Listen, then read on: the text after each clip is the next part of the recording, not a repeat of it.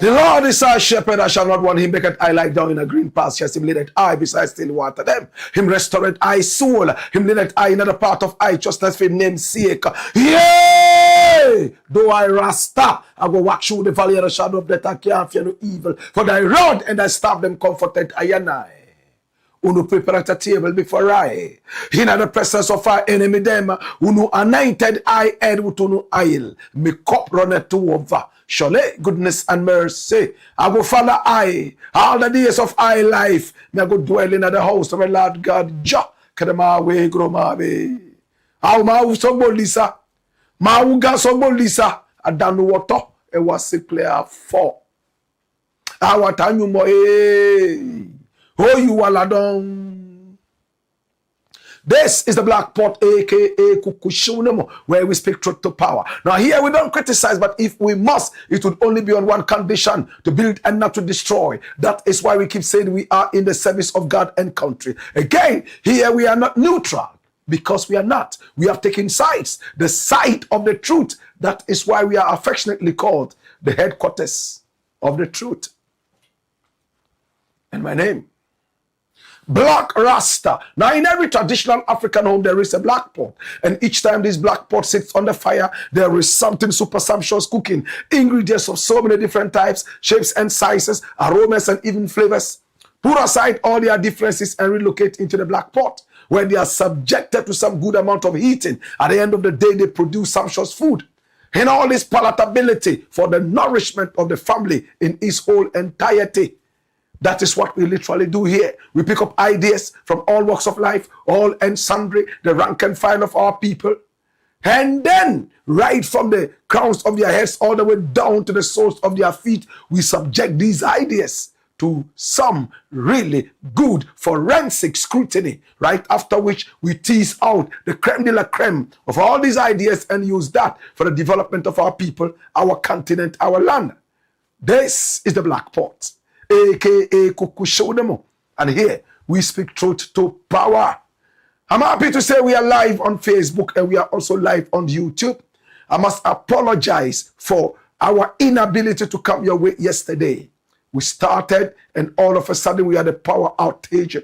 Now Ghana is experiencing some amount of power outages left, right and center because we have an issue with the Akosombo, power supply and all that. My brother, my sister, this is the Black Pot.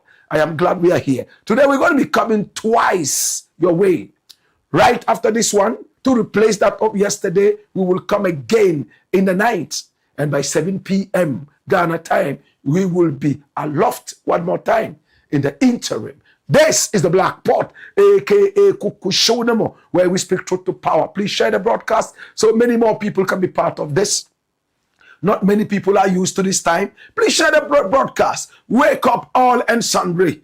Yes, we are on speaking truth to power. Yes, we are live on YouTube, live on Facebook, and at the same time, my brother, my sister, you can find us on X, formerly called Twitter. We are also on Instagram and on TikTok. We keep ticking and talking with the gracious hands of patriotism. This is the Black Pot, aka Kukushonemo, where we speak truth to power. Our numbers are scrolling on the screen. Pick up the numbers and do business with us.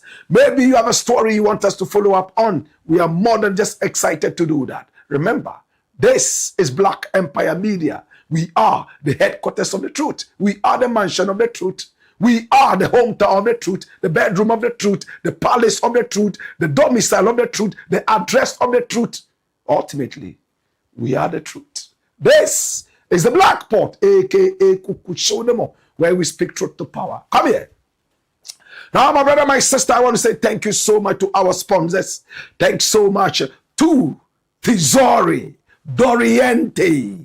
Now turn every single shower into a royal experience. Oh yes, with Tesori, Doriente, Italian technology coupled with African ingredients and raw materials, giving you that premium quality. It's a shower gel, one of its kind. It smells like heaven. Yes, it is paradisic. Oh yes, it is Edenic. Can I tell you more? Now pour a little bit of this shower gel into the middle of your palm, shake the bath water, and watch how the foam lathers into a very rich ladder. Right after that, oh my God, take a good shower with that. See how it nourishes your skin and it makes your skin glow like the morning sun. Above all, it repels insects and it keeps you smelling like heaven for 48 hours and beyond. Do you have an interview to attend? Maybe there is a new chick in town you want to really show some levels. Maybe there's a new guy in town and you want to be able to impress. Go get Tesori d'Oriente. It comes in so many different fragrances. Remember, I did not say flavors because these are natural. My brother, my sister, I love the forest therapy. I also love the royal oud. And you might love the ikigai. You might even love the karma. And even the Persian dream. This is Tesori d'Oriente. Premium quality, made affordable, and is proudly distributed in Ghana by Daddy Ash Limited. Please, for bulk purchases and inquiries, call Daddy Ash Limited on 0244 772599. This is Tesori d'Oriente. Turn every single shower into a royal experience. And remember, it is soft, it is smooth, it is silky, and its long-lasting oriental fragrance lingers around you for 48 hours and beyond. Please, Tesori d'Oriente. This is the Blakk Pot, aka Kukushonamo, where we speak truth to power. We are also sponsored by the kind courtesy of Millennium Insurance. Now, what kind of insurance do you need? It's not every insurance that is an assurance. Some of it may pretend to cover you like a plaster, but it is actually a disaster. Hey, what are you looking for? What kind of insurance are you looking for? Motor insurance policy, Millennium Insurance is your trustworthy partner. Get your comprehensive and third party. Hey, do you want to insure your car against theft, fire, whatever? No problem. Because natural disasters do come. Floods, fires, tsunamis, volcanoes, and even earthquakes. No problem. Millennium Insurance would always jump right in front of you and make sure you are on the right footing. Because, remember, we are your trustworthy partners. Please visit our sales portal on sales.millenniuminsurancegh.com and our numbers are on the screen. We have offices dotted all over Ghana. Please make sure that you call us so that we would embrace you as the trustworthy partner that we are. I am a proud Millennium Insurance person. And I love Millennium Insurance. Oh my God. And you can love it too. No two ways about them thing, man. Thank you so much, Millennium Insurance. We appreciate you and we love you. Travel insurance, no problem. Where are you traveling to? Millennium Insurance will make sure you go and come back safely and your business is clean. Oh my God. Millennium Insurance, your trustworthy partner. Thank you so much. This is the Blakk Pot, aka Kukushonamo, where we speak truth to power. We are also sponsored by the kind courtesy of Lemfi. Now, Lemfi is all about sending money easily. And of course, very, very, very, very much covered in security. Oh my God, have mercy. From America and also from Europe. Are you sending from Canada? Maybe you are sending money to Ghana from the United States of America. Hey, if you send $100 and beyond as a first-time sender, we give you $20 back. That is what is called the cashback. Oh, yes. And if you're sending in euro, 100 euros and beyond, we give you 10 euros back. British pounds, 100 and beyond, we give you 10 British pounds back. That is the cashback. It's just to say thank you so much for believing in us. But remember to use the referral code 1RASTA. 1RASTA. That is what is on your screen. 1RASTA. And you will get these cashbacks. No two ways about that. And when you continue sending, you will get more bonuses. Now, the good thing about Lemfi is this. Now you don't need to run to a certain building, sweat and fret before you send money, and you are not even sure if the money is secured or not. With Lemfi, you only sit in the comfort of your home, anywhere you are, and then you send the money via your phone. Now the recipient gets it right inside the Momo account or in the bank account, no problem at all, and it arrives within minutes. No transfer fees charged at all. My brother, my sister, hey, download the LEMFI app from App Store and you are good to go. Remember, first time sender, you need to use the referral code 1 RASTA, as you see on the screen, and you get your cashbacks and more bonuses. Now, I love LEMFI.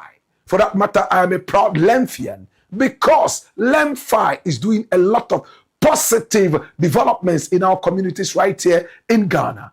And LEMFI is Africa. Yes, LEMFI is African. And I love LEMFI. Yes, yes, this is the Blakk Pot, aka Kukushonamo, where we speak truth to power. We are also sponsored by the kind courtesy of Herbal Technology. Now, Herbal Technology is a clinic, not just any other clinic. It is a different clinic, 100% herbal.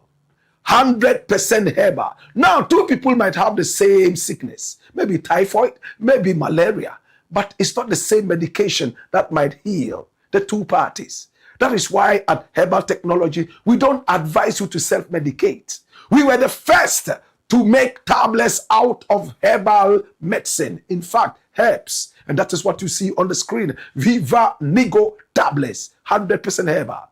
When you come to us, and please do, what we do is we look at you, examine you, and find out the root cause of your problem.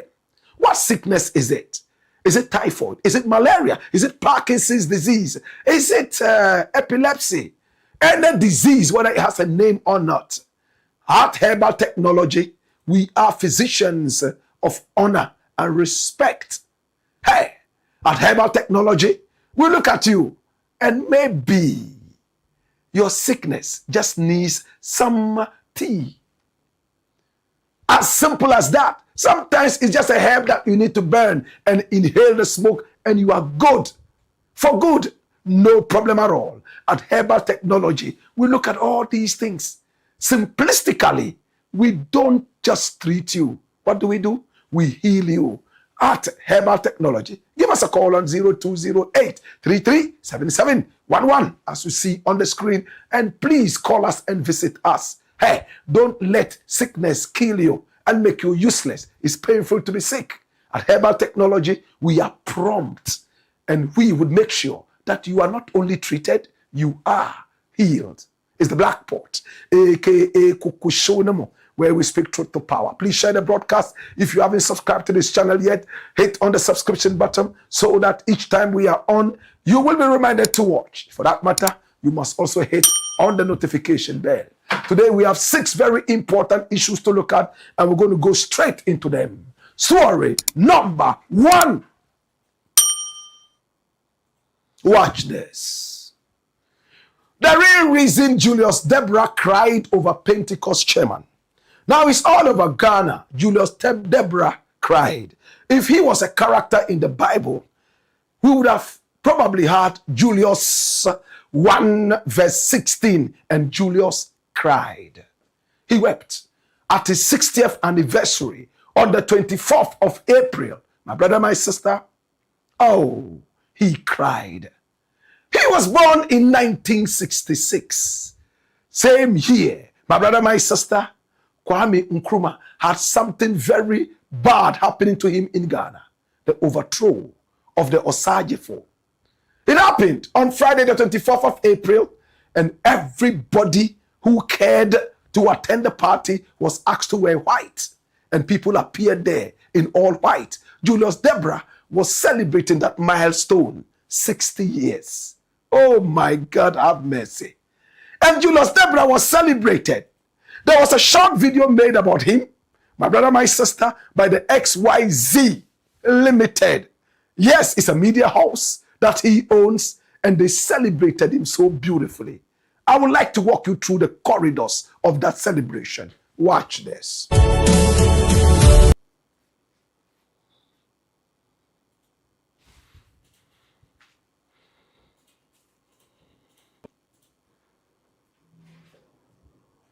Every great story begins small. A child with hope in his eyes. A young boy shaped by humble beginnings, strong values, and dreams larger than circumstance. No one could fully see then what destiny was preparing. But step by step, season by season, the journey had begun.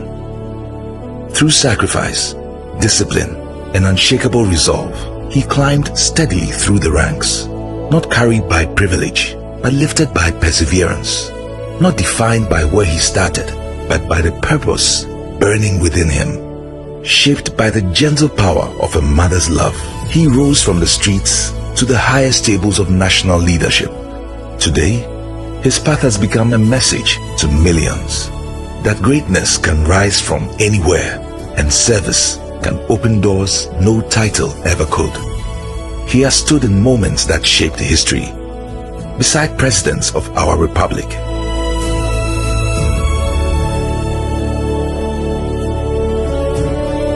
Among leaders of nations, representing His Excellency and Ghana with dignity, wisdom, and calm strength.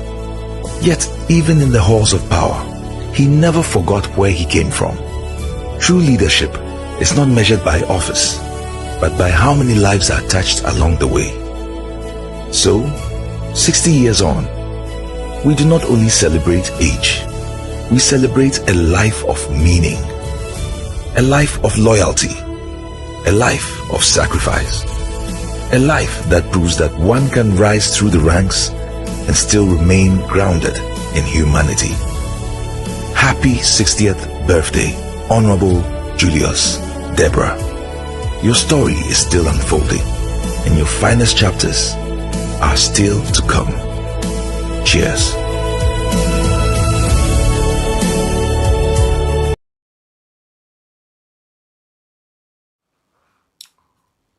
Honorable Julius Debrah. He's a man who has spent a lot of time and energy walking from nothingness to everythingness. He's tested power. He's tested diplomacy. He's tested humility. This is Julius Debrah at 60. And that was where he wept. Why did he weep? What was the problem? Well, one of the August members, aside the president who attended the birthday party, was the chairman of the Pentecost Church of Ghana. And we're talking about Apostle Eric Nyamiche. Now, Apostle Eric Nyamiche is a man of God that so many people respect. Now, the Church of Pentecost is a Christian denomination that has over 4.5 million members. So it's a force to reckon with. And this is the chairman of the Church of Pentecost in Ghana. And this is the church that Julius Debrah attends. He started attending this church from when he was a little boy up to where he is now. He believes in the Christian dream of heaven and humility. When Jesus Christ said, "You cannot walk through the corridors of heaven unless you humble yourself like a child." He has always humbled himself. He's loved the church. And he's held this man here in high esteem. So when his 60th birthday came, he quickly invited him to come over. That was where all heaven broke loose. Now this man here, a few days ago, at a conference, decided to talk about galamsey in Ghana. What is galamsey? Illegal mining. He wasn't happy about how galamsey is being handled in Ghana. And he went ahead to say the Church of Pentecost would lend a lot of muscles to the government in power to be able to fight galamsey. That was all he said. Maybe he said something else hidden. Let's find out exactly what he said at the conference. What did Apostle Eric Nyamiche say? Watch this.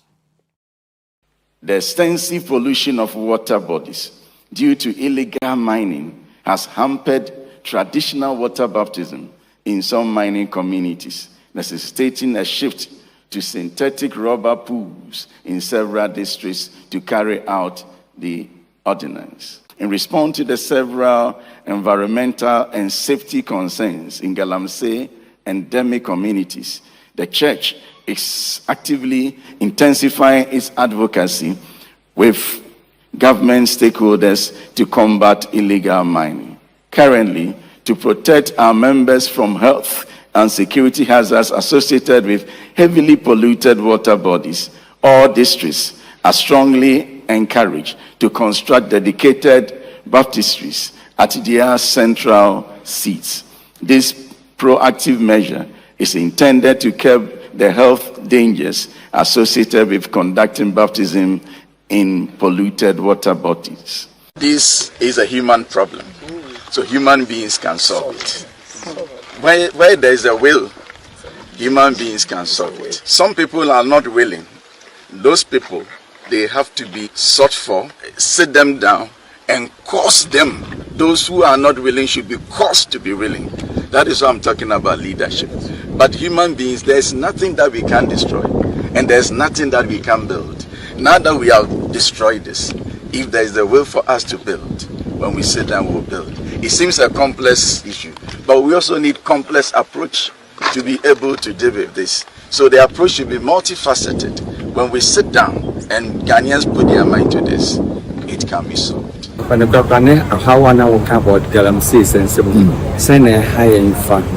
Also, make us say, hi, am in so cry, a river boss who cry, and Nuntina, yet to Toroba, ye, so guma, said the bear, one funny panento, being so a galam say, I say, no Munawa Konyare.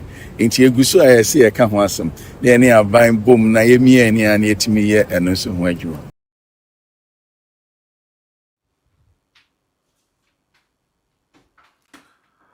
This was what Apostle Eric Nyamiche said so calmly, so humbly. There was a time it was rumored that politicians were trying to even draw him to their side to run for political office. But he has remained astute on the pulpit, preaching the gospel, knowing exactly where God has put him. In the days of Nana Addo, that was what he said. It's human beings that are doing galamsey, but it takes leadership to stop this. And that was the same thing he said only a few days ago. But a certain politician was not happy. An NDC woman of power and valor. And I'm talking about Dr. Mary Ewusi. This is this beautiful woman. She's so brilliant. In fact, she has bagged a lot of degrees under her belt. And if I did run a dossier on him, we will not finish today. Come here. Watch this. Run the dossier. Now, this is the woman we're talking about. Dr. Mary Ewusi. Now, she's a high-ranking Ghanaian public official currently serving as the Chief Executive Officer of the Ghana Free Zones Authority. Appointed by President John Dramani Mahama in early 2025, she is the first female CEO in the organization's history. And she has a number of degrees, all the way from a PhD in adult education and human resources, that's human resource studies. She also has a Master of Arts in Sociology, Bachelor of Arts in Sociology and Adult Education, Master of Arts in Local Government Administration and Organization from the Institute of Local Government. Now, she is the CEO of the Ghana Free Zones Authority. Oh, yes. And listen, she leads the government's efforts to industrialize Ghana through free zone enclaves. Yes, through free zone enclaves. Now, her key focus is integrating a 24-hour economy policy into industrial operations. She is an NDC party executive. Before her appointment, she served as a national executive member of the NDC. She has over a decade of experience in public sector management, procurement, and policy formulation. Look how rich the dossier is. She was recently involved in a public exchange regarding comments about the Church of Pentecost. Dash it away. And we're talking about Apostle Eric Nyamiche's comments. After Apostle Eric Nyamiche of the Pentecost Church of Ghana made those harmless utterances. Dr. Mary Ewusi didn't find them funny and decided to rise to the political occasion. She spoke to Accra FM and she was caught on tape, angry and threatening. Watch this. Oye nyaminipa. Oh no, yeah, you Pentecost head and the chairman. Na make us oye nyaminipa. Yes. Yeah, the better no. Then next time. Okay. Ma form to that level. 14 warning. They can't say no. Okay, so yes. From Free Zones Authority. From me, Dr. Mary, we say they can't say no. Warning. Yes. Said then next time we won't descend it to that level. More fire. So descend it back from. More fire. But yeah, no politician now. We will deal with him as a politician. Something I can see you. Yeah, the any dear man. Me the any dear man this time. Say what yeah, nyamini. Say anwa one also. What you say? Enya anwa asem. Anwa one so sa anko me kan do kan ye. Ye mpesa me kire ne say ye the any dear man. Say what yeah Pentecost for chairman. Okay. Sa kasa na wo kasa ye no. A highly political statement. Who's that? Yes. How? Nanado etiase no, eti akonya so no. Na ukọ nkura mining communities na. Na enso net se mpampa. Utumi de won sasa na gu nsem. No Ghana ha na no Ghana. Oh no Ghana. Na Ghana ha na oni Ghana. No Ghana. Wo hu ya na wo hu. Wo hu ye. Enne je mu ba ye measures are put in place. Enso no afei etimi rane. Stability level that etimi down. Flow. More fire. Eti wontimi ntina ho nka nche se wo hu difference. Ebia wo enso ne mu. Enso na ni ate enflow se na another time na enso no enflow. Eti se wo ye sofo. Na se asem a da ho a ye nokre. Wo se wo beyi wa sofo ntade ato ho. Afa political dress ashe political lens akasa. Next time you be treated as a politician. This time you're the best perma. Yes, no. Onhwe so ni ne sofo djuma. Se na nado tena so a na enso ntimi enflow. Na enso ntimi rane. Na wontumi ehye forest no mu ense Ghana no. Se wo se wo ehun na enso na ni ti no. E no ba be kasa statement ni. You're the better no for this time. Yes, no. Only ni sofo sem. Onjai politics in my politics. Unless it's up to join politics. Or my hunu. If he wants to join politics, he should let us know. Next time, then we deal with him as a politician. But today, you be man or say, or you're soft. Dr. Mary.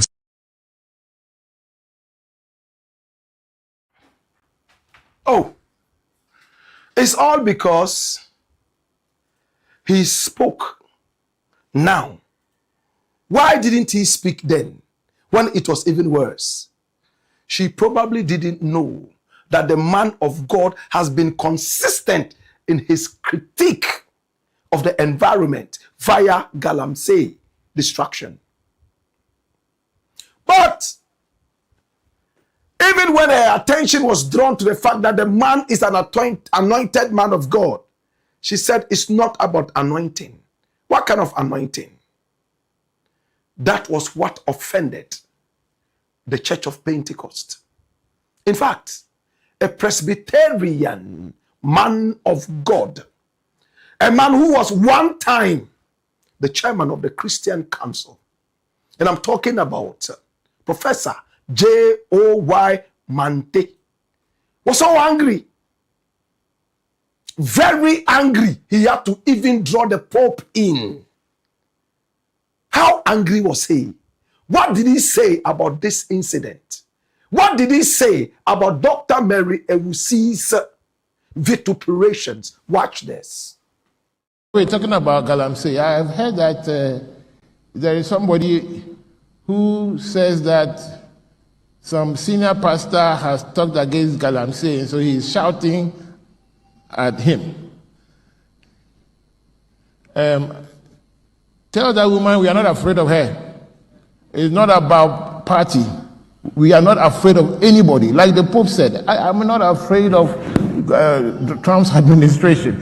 If something is sin, it is sin, whether it is under Akufo-Addo or under Mahama or whoever. If it is evil, it is evil. And you Ghanaians, you sit there and let the Galamsey go on. All your children and grandchildren will just die early.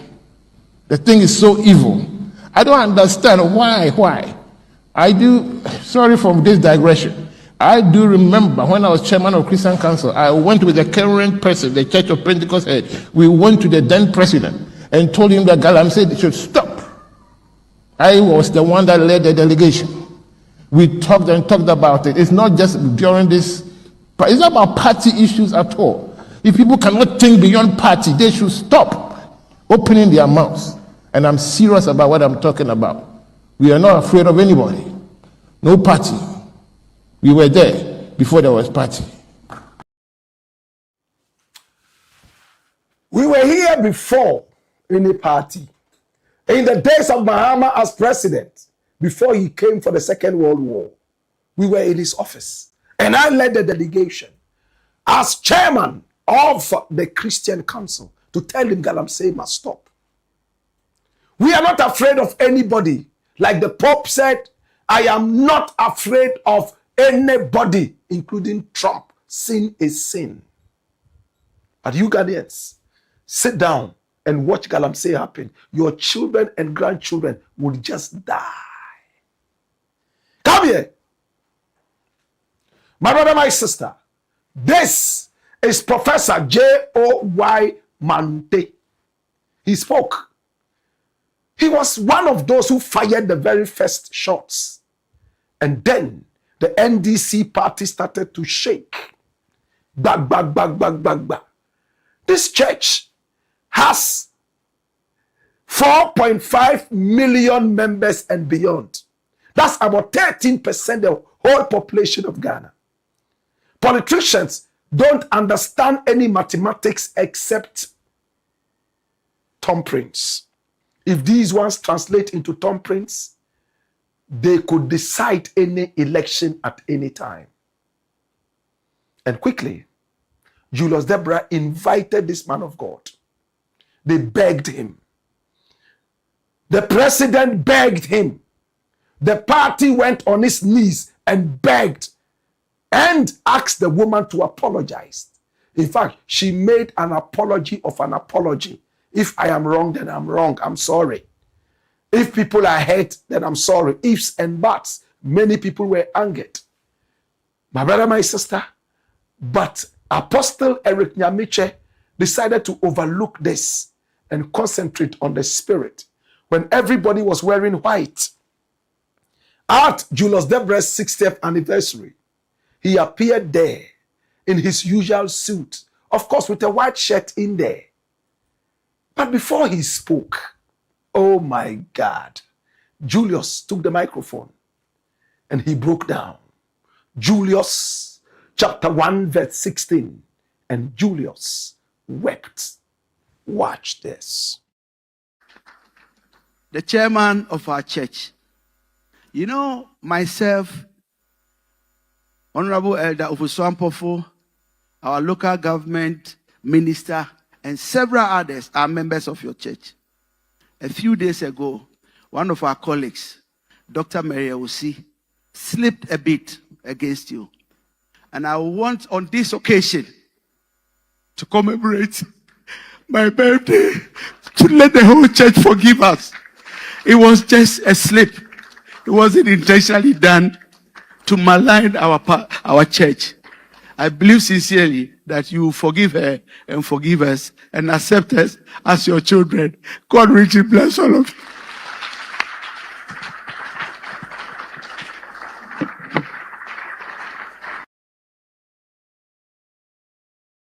Well, some Ghanaians think that it was settings. And in Ghana, when we say settings, it simply means pretense. Fake. Do not take me serious. Settings. Oh, the artwork is not bad at all. They only missed out on the fact that he wasn't wearing a blue suit. He was in all white. And he loves to always appear white. Oh my God. This is Julius Debrah.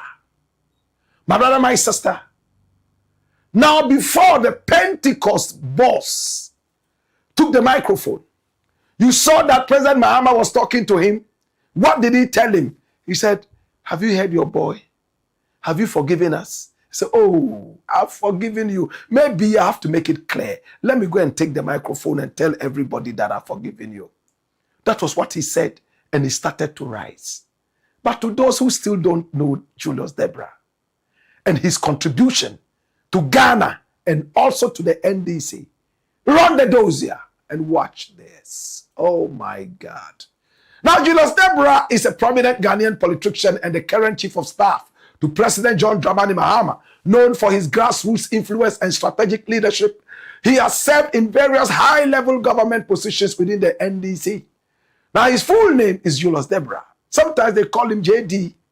He was born on April 24, 1966, as you were told earlier. And his hometown is Obeming, Kwehu, in the eastern region. These are the businessmen of Ghana. Oh, yes. Yes. Koyantri. And a lot of other prominent people are from that area. He went to Mpraesu Secondary School for his O-level, then Achimota School for his A-level, University of Ghana, Legon, where he studied and grabbed a degree in archaeology and sociology. Oh yes, Bachelor of Arts. And then he grabbed a Master of Arts in archaeology. So he's a historian. Now, often seen in his trademark white outfits, he's regarded as a smooth operator and an action man for his efficiency. In his days, he went to the gym to lift weights, to build his body. Oh yes, and you saw in that short documentary. Debrah has held several critical roles in the Ghanaian government. Chief of Staff, he is right now. He's been reappointed. This is not the first time he's the Chief of Staff. And people believe that he has the master key to that office. Oh, yes. Flip. Now watch this. Now, he led the team managing the handover of power to Mahama's administration perfectly and served in this capacity during Mahama's previous term as Chief of Staff, as you were told, from 2015 to 2017. He was also Minister for Local Government and Rural Development. Yes. And then he became Regional Minister for the Eastern region, where he comes from, and of course the Greater Accra region. Okay? Now, previously the Eastern Regional Chairman and Propaganda Secretary for the NDC, and he did a great job. This is Julius Debrah we are talking about. He's also an entrepreneur. He's rich. He comes from Kwehu, and when it comes to business, and you miss the Kwehu man, then you probably are looking for the Igbo man. Now, before entering mainstream politics, Debrah was a successful businessman. His entrepreneurial journey reportedly began with selling local gin, aka akpeteshe, for short akpets, to fund his own education. He has established ventures in tourism, real estate, agriculture, insurance, and broadcasting. He is a noted advocate for sustainable tourism and has led heritage tours across West Africa. This is Julius Debrah. Now, in his second term as Chief Justice, Julius Debrah serves as the engine room of the Mahama administration, overseeing government machinery and policy execution. His leadership is defined by a focus on industrialization, digital transformation, and inclusive governance. And above all, look at the interesting part. He manages the president's schedule and liaises with all ministries and state agencies. Wherever the president goes, he has to okay it, including the president visiting anybody and allowing anybody to visit. Now, he is one of the major drivers on the 24-hour economy strategy. And he actually built that with the president himself in a car while they were driving together. Now, acting as the principal advisor to the president on sensitive national issues, Julius Debrah is seen next to the president, even though there's a vice president. People say he has a presidential ambition, and we are waiting to hear him come out publicly with time. And we all know why they are all holding it back for now, because they all need to support the JM administration to succeed. Oh yes, he's directly supervised board members of state institutions to ensure operational transparency in the past and even now.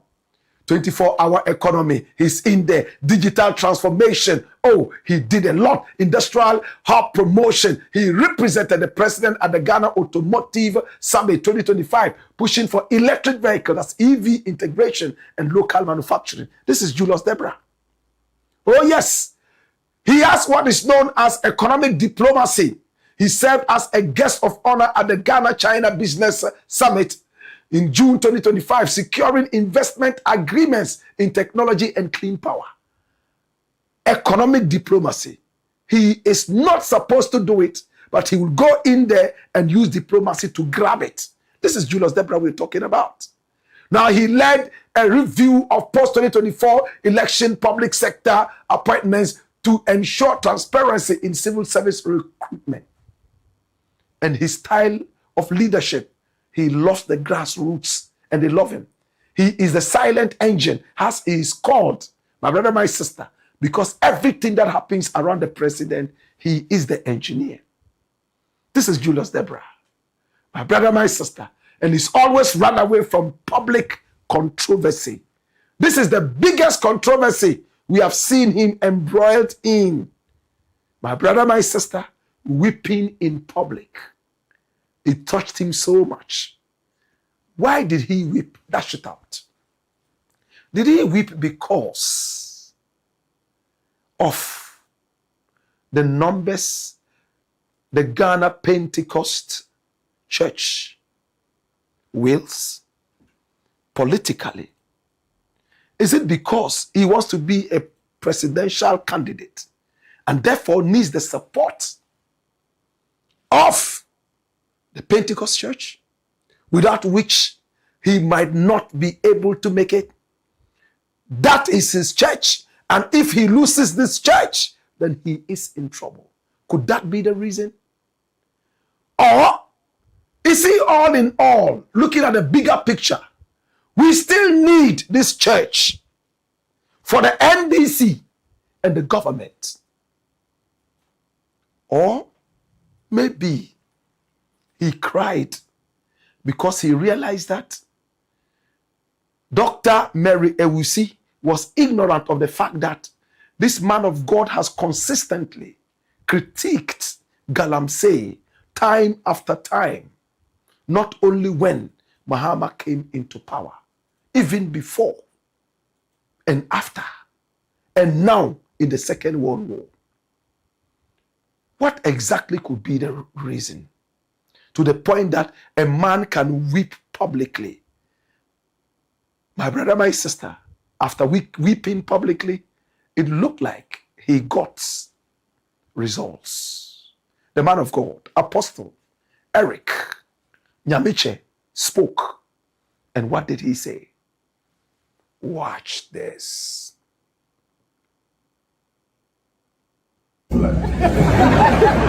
Yeah. People like that, I don't think about them. Yeah, because she just made our church and myself more popular. If I held anything against her, like standing here to speak for 45 minutes, I would have said something about it. But I think that we all have our opinions on issues. And so let's just forget about this. So I've forgiven her. So don't worry. I want your heart to be to rest and enjoy this day. Shall we rise in prayer?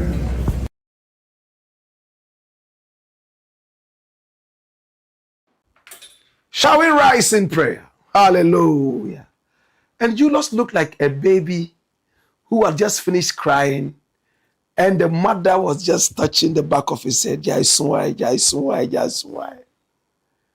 Wow. This is the soft part of Julius many people have never known.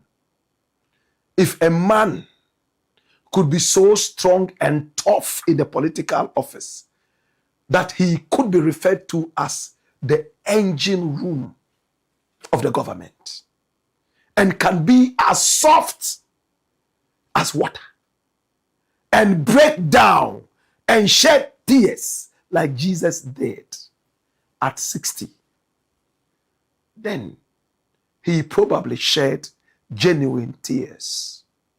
I'm glad the man of God said, everything is okay and I'm forgiven. But can I tell you something? What is going to happen to Dr. Mary Ewusi? She's also a pillar in the party, very knowledgeable and experienced. Would they sacrifice her? Would she be swapped? Will there be a swap? My brother, my sister, whatever would happen, we will bring you the information. In my opinion, she goofed, but she's not been strong enough to own up to the gaffe. Is she standing by her words in one way or the other? Now listen, what I said was not wrong. Will she come with a proper apology? Or will she be reshuffled? We will see in the next coming days. In the interim, happy birthday to Julius Debrah, the engine room of the NDC and beyond. Is the Black Pot, aka Kukushodabo, where we speak truth to power. Story number 2. Watch this. Kevin Taylor in trouble as Reverend NTIM-FORDJOUR bears teeth. Now, who is Reverend NTIM-FORDJOUR? He is an MP. He was a minister of state in the days when Nana Addo was in power. He's a very, very vocal son of the Parliament House of Ghana. This is NTIM-FORDJOUR. In fact, this was the guy who said a few months back, just when John Dramani Mahama became president for the second time, my brother, my sister, what is simply called JM2 or World War II, that there were some planes on our tarmac that carried nothing but hard drugs. And when he was pushed, he couldn't bring a scintilla of evidence. My brother, my sister, state apparatus came after him, trying to arrest him, but he was protected by his party, the NPP. That was when I first noticed him. And I was so angry that a man would come out like that just to be able to pick up political points. I wasn't happy about it, and I made it clear. From that time, me and him have been talking. He makes a lot of sense. He's a young man with a lot of energy upstairs. And therefore, I like to listen to him. He's also a pastor of his church, and he preaches good. My brother, my sister, when it comes to education, he's in there. Hey, and much more. And as a man of God, Christian, he doesn't want to hear about LGBTQI+. Oh, Jesus. He hates it. And he's been pushing for the anti-gay bill, even in the days of his government, the NPP, though they couldn't succeed in getting their lousy, irresponsible president to sign it. Nana Addo, it was Mahama's turn. And then they were pushing for the bill to be passed and also to be signed by Mahama, because Mahama promised that he would do it, and they must hold him responsible to that. But 3 years ago, there was this man who had become a woman, a transvestite, and his or her name is Angel Maxine. This is the person. This person was a man and decided to go for a surgery to change her sex from male to female. And that is this person in the middle. The original name was Maxwell. Or is it Manuel? And now as a woman, this person has become Maxine. 3 years ago, she came out to oppose the bill, which was in its early stages. And she threatened to reveal names of people who were engaged in these LGBT activities, politicians. She threatened. And I was the first person to come out and encourage Angel Maxine to reveal the names right on this show. And it took center stage on Ghana Web. My brother, my sister, this is the person we are talking about. Angel Maxine. Now it looks like she listened to me finally and decided that it's time to come up with the names. And she did. Now the first name this person has mentioned is no other person than our own Reverend NTIM-FORDJOUR. And many people were shocked. The vehemence with which he or she mentioned this name. The allegations, the power behind the allegations. Even many who believe that the Reverend never will dabble in anything like that started to think twice in one way or the other. You know how propaganda can work. She was seen all over Facebook, social media, the old Ghanaian way, with a pan to draw attention, hitting it, bang, bang, bang, bang, bang, bang. And she used unprintable words. What did she say? She spoke in tree. Watch this.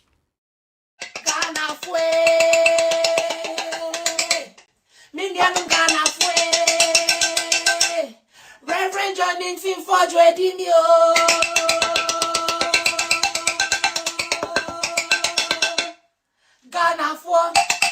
Ghana for we are Ghanaian. Me say Reverend FORDJOUR Edimio. You said I was mad, right? So I am coming to teach you how mad people behave. You see the mad people who wear suits? I'm coming to show you how they behave. Me say Ghana for Reverend John NTIM-FORDJOUR Edimio. With me papa. Wa woman, wa family, oni mi ada. Reverend John NTIM-FORDJOUR we di mi ankasa basa. Just say, oh yeah, mi sakasa. Well, this was what she said.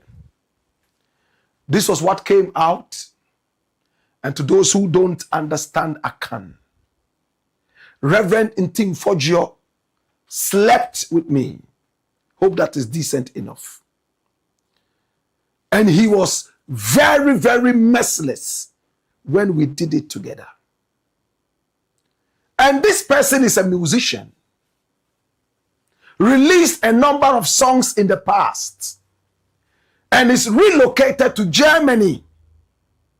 Running away from LGBTQI attacks. What they call homophobia. My brother, my sister, Angel Maxine. Now she came back, or he came back with a real motive. What was the motive? Is the bill. What about the bill? Watch this. You know me, you bet share our prison. The anti-LGBT bill says that somebody can lie on somebody and say that they are gay. It's your duty to report if you feel that somebody is gay. It's your duty as Ghanaian citizens to report your parents, your mother, your father, your brother, your sister, your siblings, your cousin, whoever is gay in your family. It is your duty as a Ghanaian to report them if the bill is passed. So since I have come out to say that Reverend John NTIM-FORDJOUR have slept with me, when the bill takes effect, Reverend John NTIM-FORDJOUR and me must be arrested. This is what the bill is saying. So let it start with you, John NTIM-FORDJOUR. You want to sit down and prosecute people for no reason. How does somebody's dressing affect you? How does the way educator portray herself on social media affect you, Sam George? That you sit down in parliament to discuss about her, forgetting that Hayford was also part of it. So if you want to prosecute her educator, then arrest and prosecute Hayford too. The next time you guys go and sit down there in parliament and discuss me, don't dare misgender me. Let me tell you, my pronouns are... Don't dare misgender me. My pronouns are he or she. Don't misgender me. Don't call me an it. My pronouns are he or she.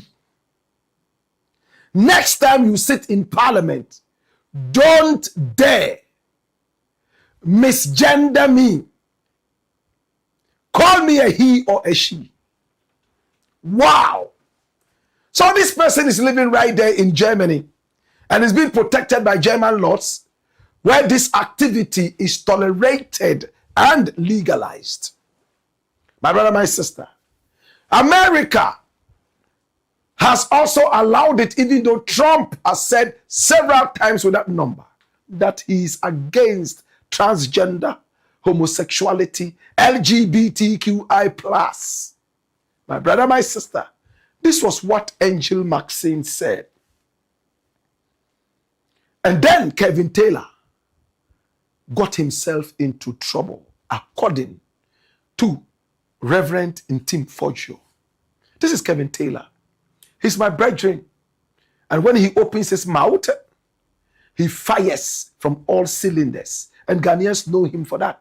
He's also based in the United States of America. He also jumped into the melee. Angel Maxine versus Reverend NTIM-FORDJOUR. What did he say? Watch this. And you see, Osha Nkofo Jinomonim so or a reverend, the kind of political party he's affiliated to, and the MPP, which had gay leaders in the Flagstaff House. We know. And we all know the history of Omwa Omudi tour in Bema in Ghana. It started from Ekufuado's Jubilee House. We know it. So why is NTIM-FORDJOUR still trying to play games with this matter? Why is NTIM-FORDJOUR still trying to move away? Why is he not seeking answers? Why is he not forcing the legal system to make it clear, say he does not sleep with men? Because right now, his strategy is that all that he will say is say, I am not gay. But this same idiot is sitting in parliament and saying, I want to make laws to go after Ghanaians, young people, girls, boys, or whatever. We have to penalize or punish them, or some of them even have to kill them because me in NTIM-FORDJOUR, because I have not come out of the closet, I have to go after my colleagues. The people in NTIM-FORDJOUR is trying to go after, no. The people now on your side, no, he is not being fair to them. So Kevin Taylor seemed to know more than I do. That was what he said. And we played you a longer version of this earlier. Reverend NTIM-FORDJOUR is not happy. He says he's going after Kevin Taylor and all the other people who have maligned him via the NDC sponsorship. He will go after them one after the other. And point blank, he mentioned Kevin Taylor. And when I pushed him to come out clean and tell me if he will be going after Kevin Taylor, he said, not him alone. Or better still, I will go after every person who has maligned me with this gay issue. My brother, my sister, he has started. He has asked his lawyers to seek a retraction and get an apology for him from Angel Maxine, who lives in Germany. And the document is public knowledge. Run it. That's it. And when you read it, demand for retraction and apology for vile and defamatory material of and concerning Honorable Reverend John NTIM-FORDJOUR, MP, circulated worldwide on digital platforms. And the lawyers have written asking Angel Maxine to apologize and retract, or else this matter is not going to end here. Dash it away. I decided to get in contact with Reverend NTIM-FORDJOUR. When I called him the first time, he was busy on TV. He told me he was having an interview with Kamini, and he was talking on TV, so he couldn't talk. Anytime I call him, he answers. If he misses my call, he would always call back. That's the relationship I have with him. My brother, my sister, this is Reverend NTIM-FORDJOUR. Whilst he was on TV, he still excused himself and answered my call and told me, Blakk Rasta, I am on TV. I couldn't even tell him why I was calling. He said, hey, Blakk Rasta, I am on TV. Are you around? Can I come and talk to you after? I said, I'm not in the building. Then we'll talk later. But when he called back, we were already live and we couldn't talk to him. But we went ahead with the story. This time round, we spoke with him and he didn't seem to be happy. He said, Blakk Rasta, you made the public feel like I am running away from your interview, which I've never done. And I told him, if this was how it came out as, then it wasn't intended. He was very angry. But we have a way of calming down nerves and talking to people. What did Reverend John NTIM-FORDJOUR tell me in that interview? Watch this. Blakk Rasta, you know me very well. And you know people who you can have doubts about their relations in such absurd LGBT activities. And you know very well in this country that in NTIM-FORDJOUR, I can never, ever be associated with such abominable things. You know very well. I'm not someone you should even have a doubt a single day about my sexual orientation. Everybody knows why this person is going about this. We all know the people sponsoring her or him. We all know the people pushing him to do these absurd things, propagating these things, maligning and all that. We know the people who are behind him, behind the likes of Kevin Taylor and whoever they have hired to do this hatchet job for them. I've never met him. I've never seen him. He has never seen me. He has never met me. And so whatever intent for which he's doing that, everybody in this country knows that in NTIM-FORDJOUR does not even need a minute to explain himself. I don't need to explain myself. Everybody knows who I am. From 2017 publicly, I'm the first member of parliament on the record of parliament to have staged a spirited press conference in August 2017 against LGBT activities. From that time on till now, I've been consistent, vocal, public, urging president, not one or two.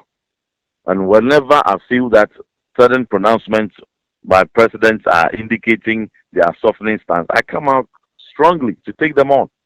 Will somebody be doing all this, pushing for punishment for such persons who are into this absurd activities and perversions, that they should be punished and sent to prison if I'm one of them? So no one should be given their platform to glorify these fabrications. And I was not expecting that you, of all people, would join that. Reverend, are you going to take any action against Maxine? My lawyers have already, under my instructions, taken steps. They've written to her to retract those malicious things she said.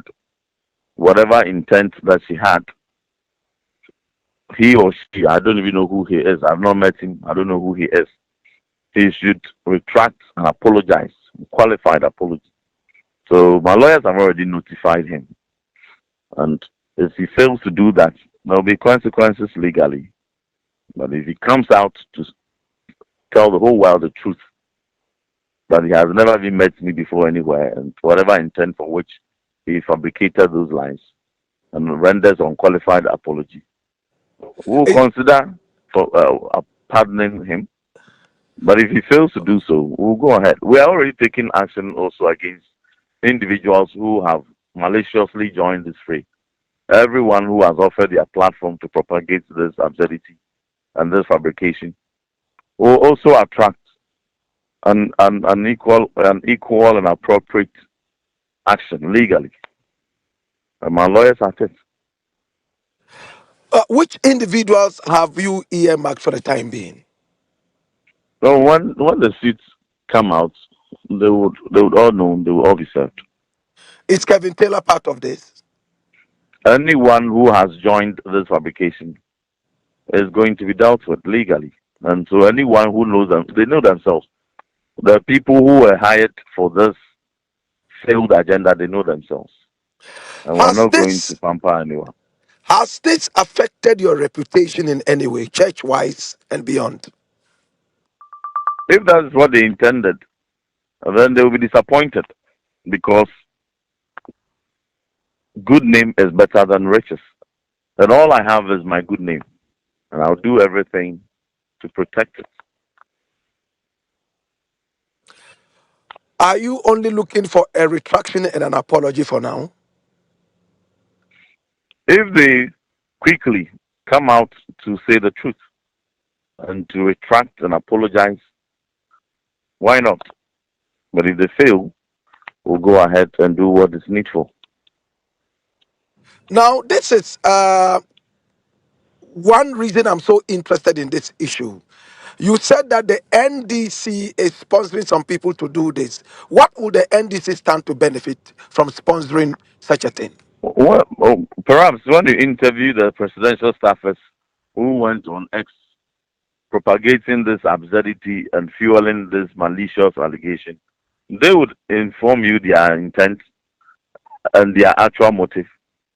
So when presidential staffers openly and NDC communication machinery on social media unleashed their attack dogs to fuel this known presidential staffers all over social media, when they join the fray, if you interview them, they will inform you their intention for this.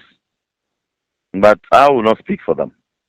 But one thing that everyone must understand is that we have a focus to maintain, and that we will. We will not allow any distraction, regardless wherever it is sponsored from, to derail us from what our good people of this country, the overwhelming majority of them, demand. That we instill the sanctity of our morality, that even in the animal kingdom, no he-goat will mount a he-goat. So we want to ensure that our values are preserved. No more absurdities entertained around LGBTQ. All these are all foreign infiltrations which should not be allowed to fester. They are alien to our culture. Which local dialect in African dialects would you be able to have sufficiently translating LGBTQ? Is it even in our dialect? LGBTQAP and all past, all these, you only find Kujubisia, and that's all. Apart from that, which other words would you have to translate all these? They are alien to our culture, so no one must entertain that. We are undeterred. We will push to ensure that the bill is passed, and when it's assented, we all take steps to implement it to preserve the society we all want, which represents us all well. Two more questions and I'm done, Reverend. The NDC was seen to be pushing this very strongly, using Sam George. And of course, even while you were in power, you were also fighting against this LGBTQI plus issue. Why do you think that the NDC all of a sudden will turn around to sponsor something against the same thing they were pushing while in opposition? When you interview their presidential staff as well, you can question their motive, and they will tell you. They are the ones who are supposed to be answering these questions, I suppose. Reverend John NTIM-FORDJOUR, obviously not too happy about the propaganda and all that. If you ask me if I believe whether he has done it or not, I will stand on my 2 feet and say I don't believe it. And many Ghanaians don't. But my brother, in these times, things can happen. My bishop told me that there were some people in Takrade who were pastors, who were engaged in this act. And he had a conversation with them. So there are people on the pulpit who do this. For Reverend NTIM-FORDJOUR, I think that it is just a propaganda against him. What do you think? It's the Black Pot, aka Kukushonemo. And here we speak truth to power. Is Kevin Taylor going to be written to? Where would the suit go? He mentioned him specifically in this and said he's been sponsored by the party in power and many others, including Angel Maxine, to propagate this propaganda. What do you think? It's the Black Pot, aka Kukushonemo, where we speak truth to power. When we return, we got more. Hey-ya! Hey-yo! Wayo!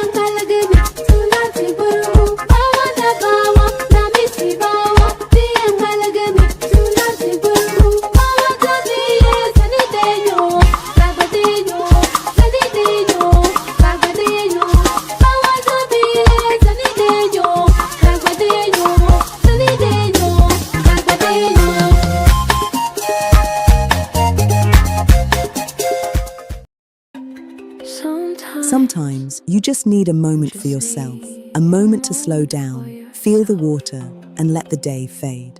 Tesori is more than just a shower. It's a moment of pure calm, smooth, creamy, and relaxing. With forest therapy, Persian dream, royal oud, thalassotherapy, ikigai, fior di loto, and karma, all in convenient 500 milliliter bottles. There's a Tesori scent to fit every mood, every moment, every kind of you. Feel the lather on your skin. Breathe in the aroma. Let stress melt away and just enjoy the calm. You don't just feel clean. You feel refreshed, confident, and yourself. Tesori d'Oriente. Luxury is a feeling. For bulk purchases, contact Daddy Ash Limited on 0244 772599. Tesori d'Oriente.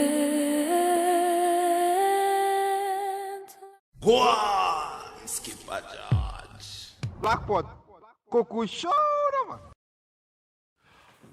It's the Black Pot, aka Kukushonemo, and here we speak truth to power. Please share the broadcast so many more people can be part of this. This is an unusual timing for us, so please share the broadcast so many people can be part of this. Oh my God, have mercy. This is the Black Pot, aka Kukushonemo, and here we speak truth to power. Please subscribe to the channel. Right after that, hit on the notification bell so that each time we are on, you will be reminded to watch us. Story number 3.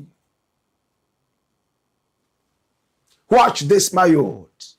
My child will never have Chairman Wontumi as role model.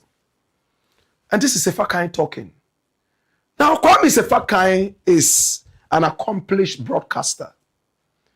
He went to GIJ, Ghana Institute of Journalism. In fact, he's a guy a lot of people respect. Of course, his respect started to wane down when he decided to go political. He accepted a political appointment from Nana Addo Dankwa Akufo-Addo, and many people saw him from that time on to be doing the bidding of a party that had become so lousy whilst in power for 8 solid years. He was that fine gentleman, the go-to guy for very, very powerful discussions. And there was a time they even chased out the NDC communicators from their radio station.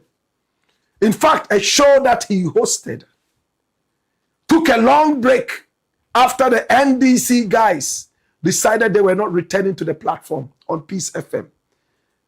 He had this big show called Kokroko. I don't know if it is still big. My brother, my sister, this is Kwame Sefa. He embarrassed right from the crown of the head all the way down to the sole of the feet of Samit Jemfi when he appeared on the show and made him look like a little child. No matter how many apologies he sent on the show, Kwame Sefa was bent on taking his pound of flesh. This is Kwame Sefa. He has a political show that a lot of people respect. I don't know if he still has that respect. And one of the reasons I would listen to the show is Kwesi Pratt. Kwesi Pratt is a regular on the show. In fact, left to Kwame Sefa alone, I don't know how many people would listen to the show. And I'm being very honest. But his panelists, who are so credible, draw people to the show, despite all the political meanderings. Kwesi Pratt was on his show, and they spoke. It looked like it was a nice conversation. Kwesi Pratt was not happy about an incident.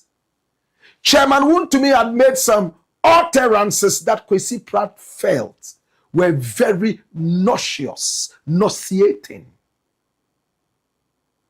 And Kwame Sefa did not mince words. He descended heavily on Chairman Wontumi. But right after that, some contributors to his show drew his attention to the fact that he had been harsh on Chairman Wontumi. And he was pushed to apologize. Could it be from party headquarters? The same party that he got involved with and lost some aspect of his credibility? Or were they just regular contributors, listeners to his show? Let's go into the studios of Peace FM. Via Peace FM, let's hear what Kwame Sefa and Kwesi Pratt discussed briefly. Watch this. Mupa wogana na uko ahmaso eko kase vice president free central region onye mfantini oyangunani na nukwe umpa ni se onu the second wife of the president. Rahane Kasa. Kwame. Kwesi. What do you? No. Me madam fu ni mi so unim. Chama Wontumi. Oh, Kwesi Pratt. Oh, please. Oh, please. Please. National chairman. Kwesi, sometimes sebi. Yes, so some fonso. Oh, Kwame. Come on. Kwame, you penin pa. Oh, please. Please. Una mami boni. Kwesi. Oh, grandchild, me boy. Patron. Ye pe role model aba point to me ano. Oh, onu so wa ni bio. Me bisaw. Kwame. Me bisaw, direct question. Would you point to me as a role model for a grandchild? Na who be point? Daddy. Me bisaw. Na so ni say me no na nam. Who show so back as one point? Obi otimi ka sa same way. Onim sometimes en same ni bi wo ho a. Say your man no mileage a. Higher home. Yeah. And said you are you are suffering. I mean, if Obi can say Asema okay. Say Professor Nana Jin on Free Central Region. Since when? I've known Professor Nana Jane since 1995. Second wife. The problem, how many people think like you? No. That's the problem. But common sense, you see, and anytime maybe shall say, social media na can't we do anything more useful with it? Me, Professor Nana Jane, meaning since 1995. Fantastic. Saturday not Onyanya, I'm saying no, a senior lecturer. Oh, UCC. That is when I'm in him. Now, I know that I tell them say, oh, free central no free. Yes, sir, I'm running. Well, I'm going to free her. Obi a fair nana. I'm running free. Also, being the Hanya. Meaning the late sister who soon him no. Yenya Elaine. Elaine. Elaine in the cool. Only the Elaine in the cool school. Now, soon started more Ghanaian times. It's Elaine or young Rennie. How? Elaine only became Angweni because of a professor. Yes, sir. That is how. Yes, sir.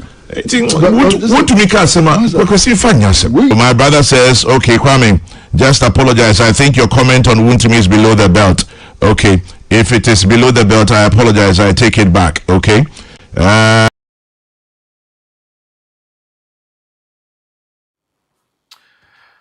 It's an apology of an apology. If it is below the belt, then I take it back. My attention has been drawn to the fact that Kwame SEFA did not go to GIG. He rather went to KWAMIGAH Secondary School.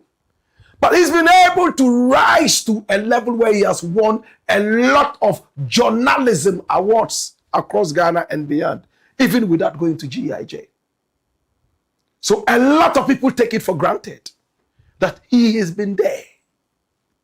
My brother, my sister, it tells you that there are born journalists as well. This is Kwame SEFA.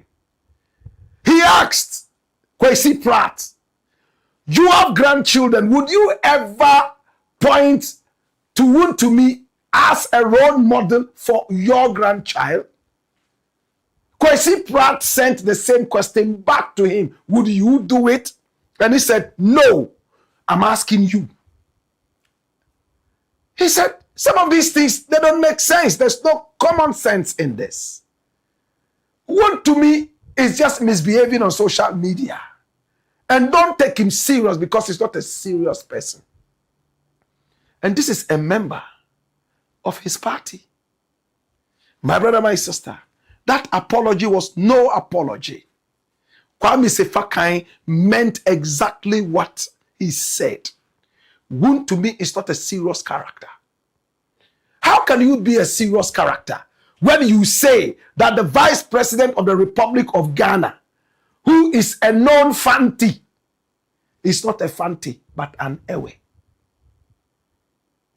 Stark illiterate and silly political propaganda. Number two, he didn't end there. And I am shocked that WONTUMI continues to do this foolishness. I thought he had changed. He said Mahama is trying to take Jane, Nana Jane, Professor Nana Jane, as a second wife. They are dating. Why? You were the one who apologized to Mahama recently for making stupid remarks about him, about how he raped his own maidservant. You came back to apologize.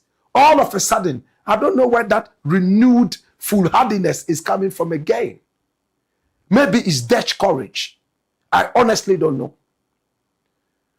I think this guy should go to jail for all the atrocities that he has meted out to Ghanaians. Nana Jane is a family woman. She's an accomplished academician. Her track record is impeccable. Everybody knows where she is coming from. But when you live in a country where we don't do politics of common sense, but tribal politics, this is how lowly we can descend. Oh, this person is an ewe. So the fanties should not vote for this person anymore. They shouldn't support this person. And you won't even end there. The president is sleeping with her, and he wants to take her as a second wife.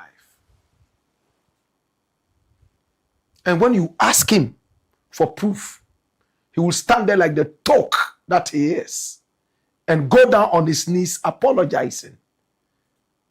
What a daft guy. It's so painful. The other day you said the president had raped his own maidservant. You came several times to beg the president on your knees. And you are back with a renewed Dutch courage, saying that he wants to take this woman as his second wife. Any which way, I will not point to WONTUMI to my grandchildren as a mentor. Would you? But this is the Ashanti Regional Chairman of the NPP. Now he wants to be the national chairman. And he says certificates don't matter. It's common sense. If he agrees that common sense matters, does he have it? These are the people who on the day of judgment go to hell. You don't have a certificate. You don't have common sense. On earth, you never had common sense. Up there, there's no common sense. You go and join Satan. Well, SEFA has made it clear. Even though I am a member of the NPP, I will never point at this person or to this person, to my grandchildren, as a role model because he has no common sense. I agree with him. Kwesi Pratt could not even continue the discussion. He decided to ice it because, my brother, my sister, he realized that SEFA had answered the question. Rubbish this, don't bring it on this show. He doesn't make sense and nobody regards him. It's the Black Pot. Maybe prison will teach this guy some common sense. It's the Black Pot, aka Kukushodemo, where we speak truth to power. Story number 4. Watch this. Raymond Archer still chases fugitive KWAMIGAH-ATOKPLE as Volta chiefs applaud. Hey, there's a propaganda going round. There's a news code card that is circulating. And my brother, this Council of State member should never have been Council of State member. He smacks of criminality and smacks of propaganda. I might be wrong, but that is my feeling and opinion. And I'm talking about KWAMIGAH-ATOKPLE.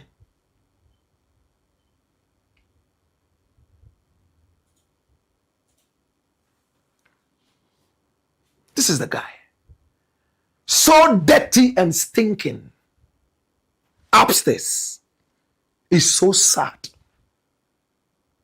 He's running from one courthouse to the other, pushing his lawyers around.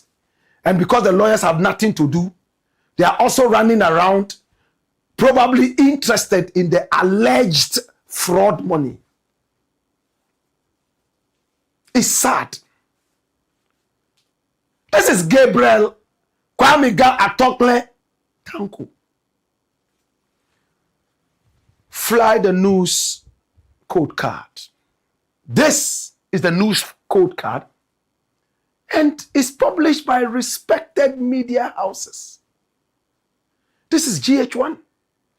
Iyoko board directs Raymond Archer and Ndegu to comply with court injunction in the Sesi Edem Company Limited case.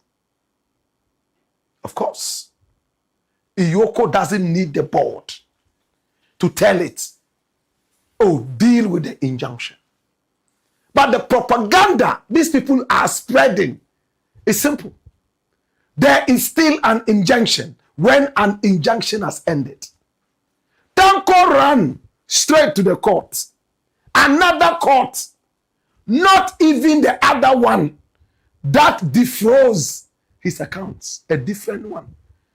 Iyoko is chasing me. The way they are doing it, if they don't care, take care, I might die. blah, blah, blah, blah, boom, boom, boom, boom. I'm begging you, please stop Iyoko in an ex-party decision.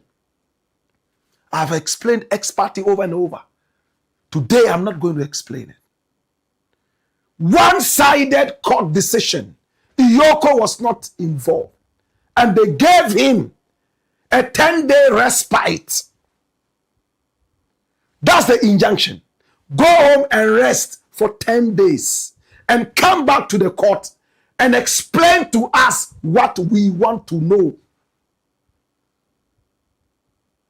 Just before 10 days, he ran to court trying to extend the period.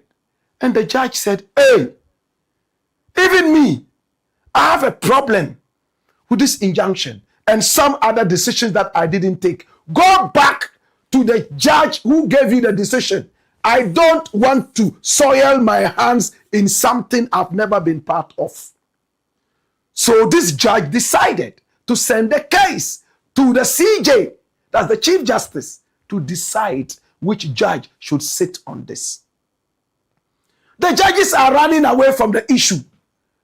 Maybe they are beginning to see that, how did this guy here, this lousy rat, how did he get this decision in his favor? And is this guy fit to advise the president? Such a lousy rat. Is he? How did he even become Council of State member in the first place?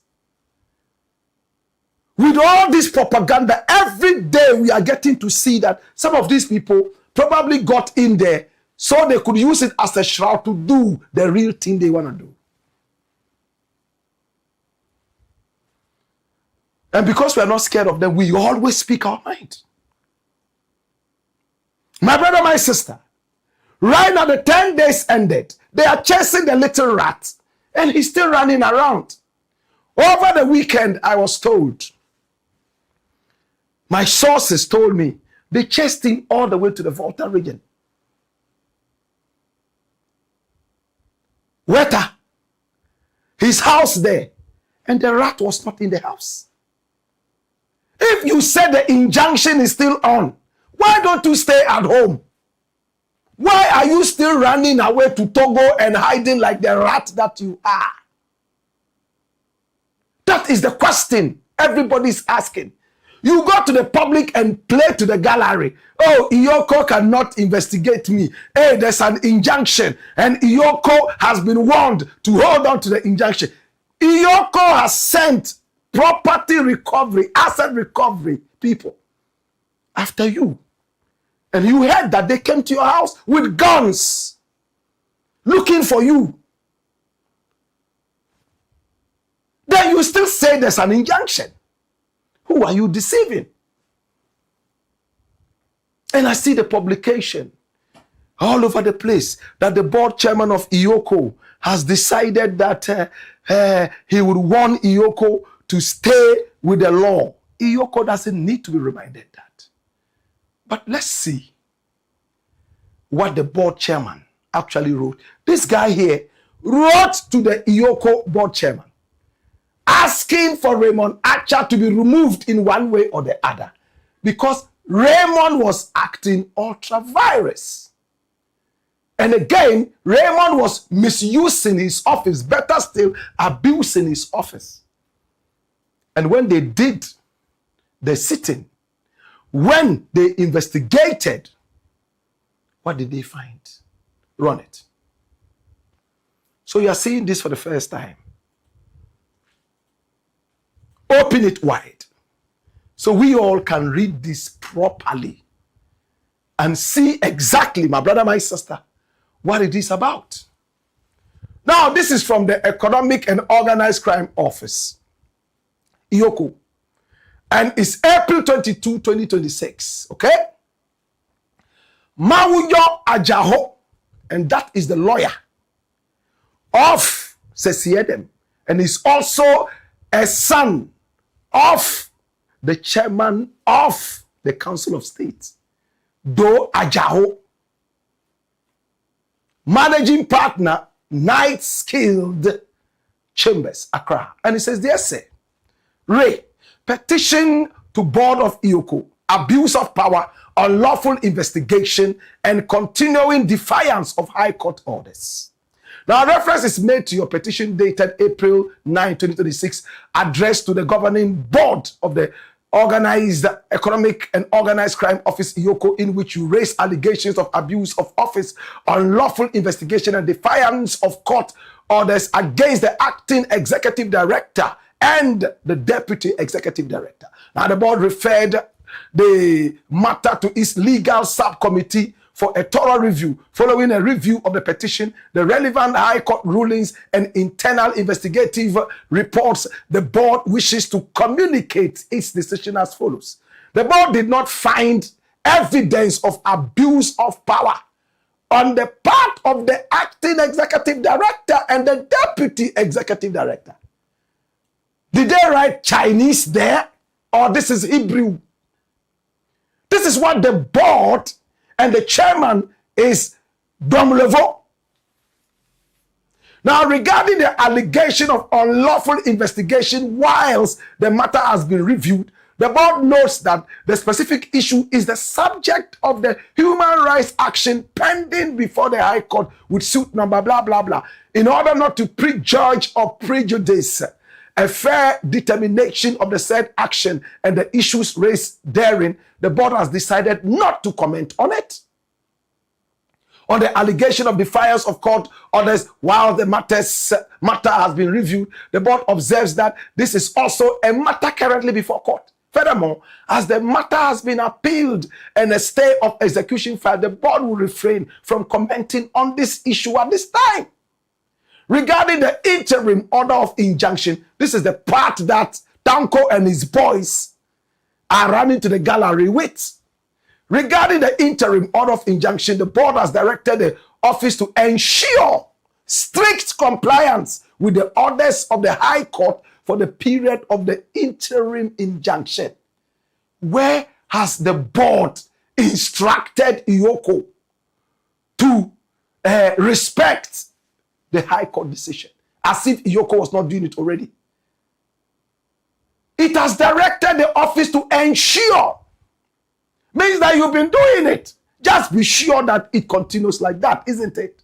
That the office remains committed to exercising its functions within the ambit of the IOCO Act 2010, Act 804, and the 1992 Constitution of Ghana. And this is faithfully signed by who? Sedina Beve. And this person is from the Volta region by the name. I may be wrong. So those who are saying it's a fight against Volta, that is you. And that's the board secretary for the board and the board chairman, who is Domlevo. That's it. That is it. That is it. They are good at propaganda and blackmail. Oh, you know, the board chairman has warned IOCO to abide by the High Court rules. Where? That's it. You run to IOCO and write to the board chair, Domlevo, and say, you know what? Your guy there is acting ultra-virus. He's not respecting the orders of the court. They sit on the issue and realize Raymond and his deputies have done nothing wrong, absolutely. And they write to you. This is a copy. But propaganda. We are told that they probably have some alleged fraud money, which they will drop on the place of a few fishes to be caught. It's a bait. So we don't get to hear the truth. On this channel, we will speak the truth. It doesn't matter who you are. And we have done this. The track record is clear. Raymond Archer and his boys are still running after Tanko. Over the weekend, they went to Weta. The rat was not at home. And this one too is a board of what member. How did this person win that board, whatever? And this is what is going to be unfolding. Come, let us investigate you. Because there are problems. People are approaching us and telling us things. You say, no, I won't come. Because you have no mandate. I am a council of what member. And you write on a council of state letterhead to fight your personal fraud battle. And nobody is telling him that it is wrong. His Excellency Atokpele, the alleged fraudster. What a shame. Any which way, Raymond Archer is still on the heels of these guys. At the right time, if they are unable to get him because he's hiding, I believe that there will be a wanted notice. And you know what a wanted notice is? His photo will be put out. His description will be put there. And the public will be asked to look for him. For now, internally, they are looking for him. And I want to congratulate this guy here. Despite all the pressure and all the plenty letters this guy is writing, he wrote to the president. President said, oh, Master, forget about this. Do your work. You wrote to the IOCO board. They said, aye, Master, you have no case. Go let the guy investigate you. You are still going around doing propaganda. Then stay in your house. Why are you hiding? What propaganda is this? Any which way. They will have a board council of state members meeting. We will see whether he will appear there or not. And we'll see if Iyoko will go there or not. Go and attend another public whatever. Go. You said the injunction is on. Go and attend another public event. And let's see. You can fool some people sometimes, but not all the people all the time. It's the Blakk Pot, aka Kukushodemo, where we speak truth to power. Congratulations to Raymond Archer and his Iyoko. We love you. Hey! Hey! Yo! Wayo!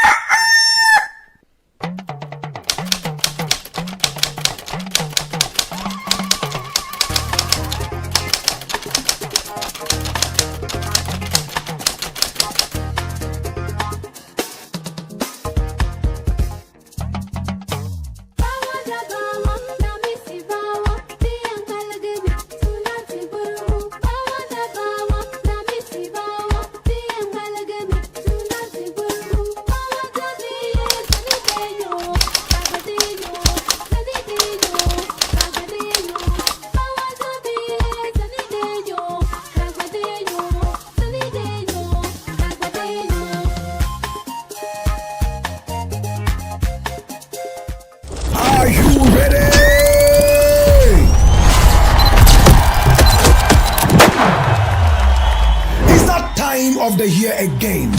That time when all the stars and hosts of heaven come down to dance to conscious reggae music. The Kuchoko Roots Festival 2026. This year, starting 10 a.m. till you drop at the Laboma Beach. We are burying Satan again with Kuchoko music. Kuchoko Bam. Artists on the bill are Blakk Rasta, your Kuchoko legend, Nana Achiampong, Kofi Kinata, Wendy Shea, Ochiame Kwame, Osajefo, Ras Bumba, Root Eye, Preacherman, Rabdinunu, Felix Jano, Akesi Brimpong, Ras Kuku, and many more. Your MCs are King Lagazi, Ras Kwame Malcolm, and rate is only 100 Ghana cedis. Date Saturday, May 2, 2026. Come and witness reggae in living hell, hotter than Satan's hell. Sponsors: GCB, Tesore Doriente, Bills Microfinance. Media partners: Black Empire Media, UTV, Peace FM, 3FM, Foresight TV, and TV3. Blakk Pot. Kukushodemo. It's the Blakk Pot, aka Kukushodemo, and here we speak truth to power. Please subscribe to the channel and hit on the notification bell so that each time we are on, you will be reminded to watch. This is where all the action is, the home of exclusives. Yes, our numbers are scrolling on the screen. Pick up the numbers and do business with us. Maybe you have a certain story dear to your heart that you want us to follow up on. You know, we are masters of the game. This is the biggest network online when it comes to Pan-Africanism and patriotism. We have no equals. Thank you so much to all our sponsors. We appreciate you and we love you. Tesori Doriente. Turn every single shower into a royal experience with Tesori Doriente. Oh gosh. Thanks so much to Millennium Insurance, your trustworthy partner. Thanks so much to Lemfi. Hey, Lemfi. No transfer fees. And you receive the money in just seconds. Yes. Thanks so much to Herbal Technology. At Herbal Technology, we don't just treat you, we heal you. It's the Black Pot, aka Kukushonemo, where we speak truth to power. Story number 5. Watch this. Xenophobia. The true reason South Africans attack other Africans. Hey, let me take you through the history of xenophobia. When we say xenophobia, what does it mean? It simply means hatred of other people. Hatred, dislike of other people. My brother, my sister, the whole of Africa, South Africa is number 1 when it comes to xenophobia. Many people have said it has its roots in apartheid. And apartheid had white people who went into that country looking for some form of shelter and acceptance. And when they were grounded, they took over the whole country. In fact, it took time to be able to have peace in that country. It took time to even have black people vote. White people and black people were not even supposed to walk hand in hand. And any white person in South Africa who was befriending a black person, that act was called bestialism. You know what it means to say bestialism? Sleeping with a beast. So a white person dating a black person, that was bestialism, and it was punishable by law. In fact, if a child was born out of a relationship between a black and a white, the child was called a beast. You might even be called a mutt, M-U-T-T. Some will call you half caste or some other such derogatory terms. And if you were walking with your father on the street, your father would have to give you a distance, or else the father would be punished for engaging in bestialism. And if the mother was also walking with you, same thing. My brother, my sister. So the child was without an identity. Black people suffered. The whole of Africa came together to fight and liberate South Africa. Nigeria did its best. It gave a lot of money and a lot of soldiers to go to South Africa. Then even Jamaicans sang about it. I remember King Yellowman singing about it. Ease up, ease up, ease up. President Volta, something like that. Ease up, President Volta. That's the title. Jamaicans sang about it in their songs. Charles has a song called Peter Volta. In fact, Nigeria also sang about it. Ghana sang about it. We all remember Fire in Soweto. We all remember Nana Mpedu singing so many songs of freedom. Even Daddy Lumba got his name Lumba from the South African struggle. And my brother, my sister, today they don't remember any of those.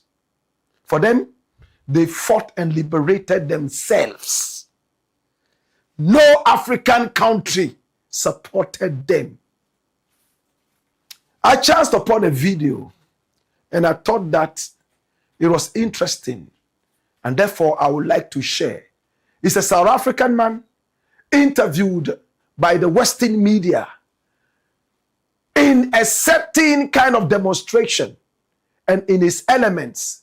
Let's listen to what this young South African understands about chasing out the so-called foreigners from their country and the real reason.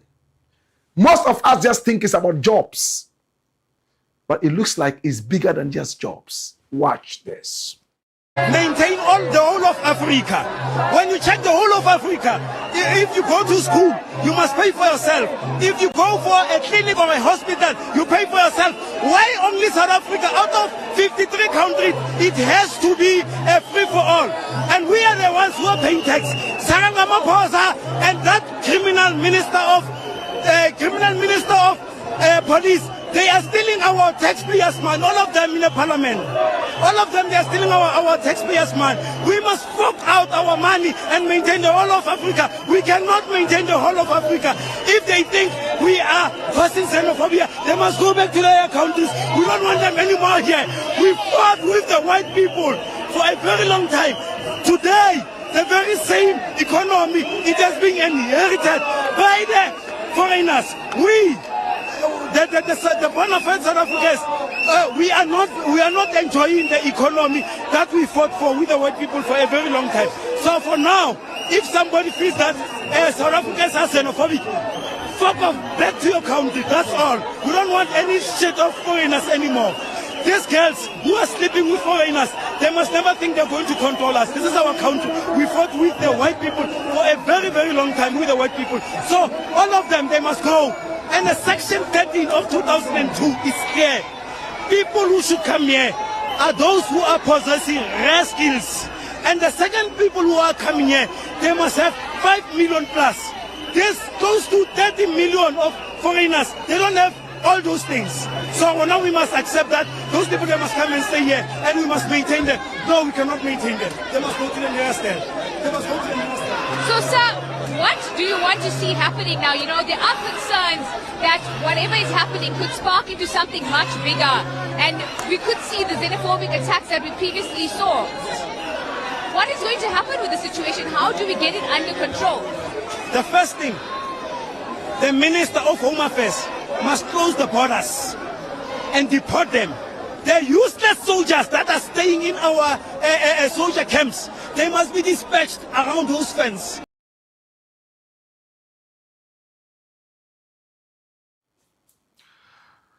First and foremost, he says that in South Africa, they have 30 million foreigners, immigrants. The official number is inflated. He says 30 million, and he thinks that that is the right number. But the official figure is 3 million. 1, 2, 3 million. But he says 1, 2, 3, 4, 5, 30 million. Official number of immigrants in South Africa from all over the world, 3 million. What is the population of South Africa itself? For South Africa to have 30 million immigrants. Now he says that they fought the white man and won their freedom so they could enjoy their economy. But they are not enjoying the economy anymore because foreigners have come to take over their economy. And for them, foreigners are black people from other African countries. They are not bothered about the Indians, the Pakistanis, the Turks, the Americans, the Germans, the English, what have you. For them, it's about black people. Their problem is the black people. He also says that foreigners are coming into their country to enjoy public amenities. When we say public and social amenities, it's very simple. They are coming there to enjoy free electricity, maybe, free water. And above all, in South Africa, when you have a child, they pay you. They give you free accommodation, whatever it is. So these foreigners come in and they have a way of benefiting from some of these things that are paid for with public funds. Again, in South Africa, they have free health care. And a lot of these foreigners come in and they also enjoy the free health care that they are not supposed to get. And for that matter, all foreigners must go. How true is this? He says that in other African countries, you have to pay for your child, you have to pay for education, you have to pay for accommodation, but in South Africa, they don't pay for all that. That is paid for using public funds, taxpayers' money. So when these people come in, they put pressure on the funds and the amenities. In fact, a lot of African countries today have free education, and Ghana is one of those. We don't have free accommodation, but we have affordable accommodations that are just coming up. We have free health care as well. At least it might not be 100% free, but majorly free if you have health insurance. And health insurance is free for almost every Ghanaian. When you are traveling to England and you have a visitor's visa, they write on it point blank, you have no recourse to public funds. That means when you enter England as a foreigner, in fact, as a visitor, when you go to the hospital, you are supposed to pay. No recourse to public funds. Anything that the English and British people are getting for free because of their taxes, you are not entitled to that. But we have a lot of foreigners in England who still go to hospital and get treated. Because by the laws of all these health people, via Florence Nightingale, is life first. Somebody will come to the hospital in emergency, about to die, and you still want to see their passport and see whether they are supposed to get public funding or not. But under normal circumstances, all these things are supposed to be checked. The South African man says, foreigners are coming in and they are benefiting from all these things and putting pressure on their taxes. Then he also says, they are no longer enjoying the economy, but about 85% of the South African economy is controlled by white people. And the white people prefer giving a lot of these jobs to non-South Africans because a lot of them believe that South Africans are lazy. I don't know about it. I've been to South Africa several times as a visitor. According to some of these white people, a lot of the jobs South Africans will never do. For instance, you go to Cape Town. On the farms, you hardly see black South Africans there. It is Zimbabweans, Ugandans, Ghanaians, and some other such people who pick the apples and all that in order to make apple juice in the factories. The average South African feels too big to go there because the government gives them a lot of things for free. So they don't see the need to actually push themselves that far. Could that be a problem?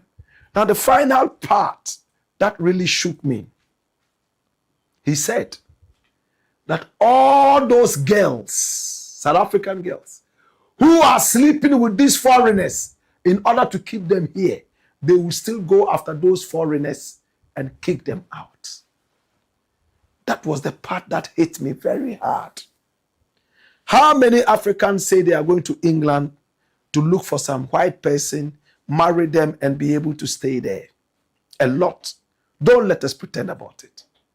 In South Africa, they are beginning to see that kind of thing. People from Ghana, from Congo, from Nigeria, they go there. And then there are a lot of South African ladies, very beautiful. And in that country, the women are so curvy. Uganda, South Africa, oh my God. Listen, when you go into that country and you see a group of South Africans running after a man to kill, 90% of the time is because of a woman. They are angry most of the time when a so-called foreigner falls in love or a South African woman allows herself to be loved by a foreigner. For them, it is basically for economic reasons. But when you speak to a lot of the women, they tell you how much respect they get from these foreigners. One. And two, some of these foreigners are so strong in bed more than the average South African man. For instance, they prefer a lot of Nigerians in the bedroom to some South African men. They prefer Ghanaian men in the bedroom to some South African men. It's a matter of choice.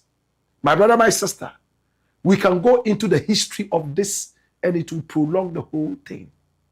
So we'll reserve it for another day. But for now, my brother,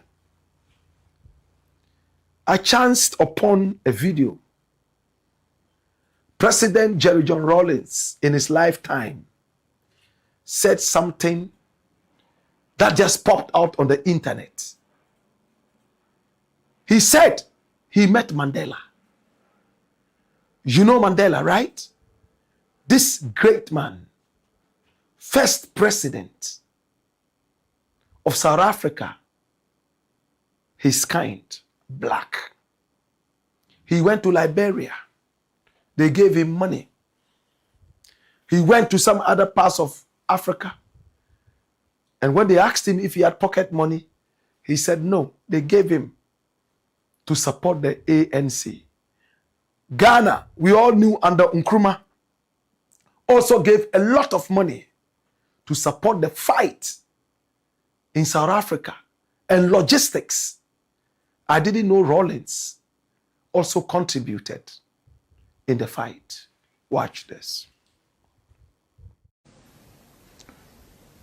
Manu, what's his name? Mandela.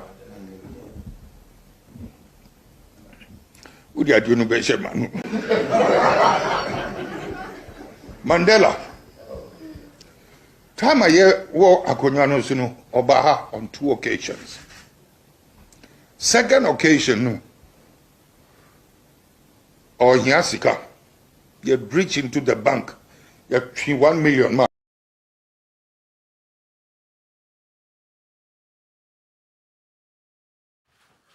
Interesting times. May he rest in peace. Rawlings said when he was in power, Mandela came to Ghana 2 times. On the second occasion, he spoke personally with Mandela. And he asked Mandela if he was okay. And Mandela said no. He was broke. And he went into the bank and broke the bank. That's what he said. That means whatever we had in the bank, he gathered everything and gave Mandela $1 million American dollars. And said, take, go and fight for the people of South Africa. My brother, and Mandela left. Today, Ghanaians are the victims, even though we have a free visa regime with South Africa. We are beaten, we are threatened, we are slaughtered when we are looking for African unity. Let's all unite. One Africa, OAU, now called AU. No, South Africans say, you are not part of us. Go to your country. In fact, the African country that recognizes our unity and our shared love, one of those is Zimbabwe. Robert Mugabe's wife was a Ghanaian, Sarah Hayford. They call her the mother of the nation. Are you aware? In fact, in that country, they treat Ghanaians like angels. There was a time, 1 or 2 Ghanaians were even in the ministries, as in the government of Robert Mugabe. I'm telling you that if this was South Africa, it wouldn't mean anything to them. And it's really painful. Our brothers in South Africa do not remember our shared love and our shared bonds. They say that it's only a few guys who are doing this, but the few guys are making an impact. There's a lady who is going around and is making her name by fighting other Africans, and she's proud of it. What are the authorities saying about this? What are they doing to her? Is she an immigration officer? She goes around asking people for their passports and inciting people to violate these people. You say it's a few people. What are the authorities doing to this person? This person is not hiding. In the interim, it's a big lesson. They say sometimes when you help somebody, ask for a receipt,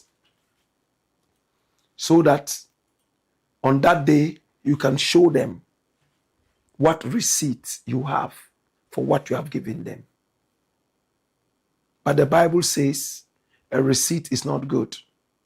When you give with the right, make sure the left never sees it, because you are doing it to glorify God.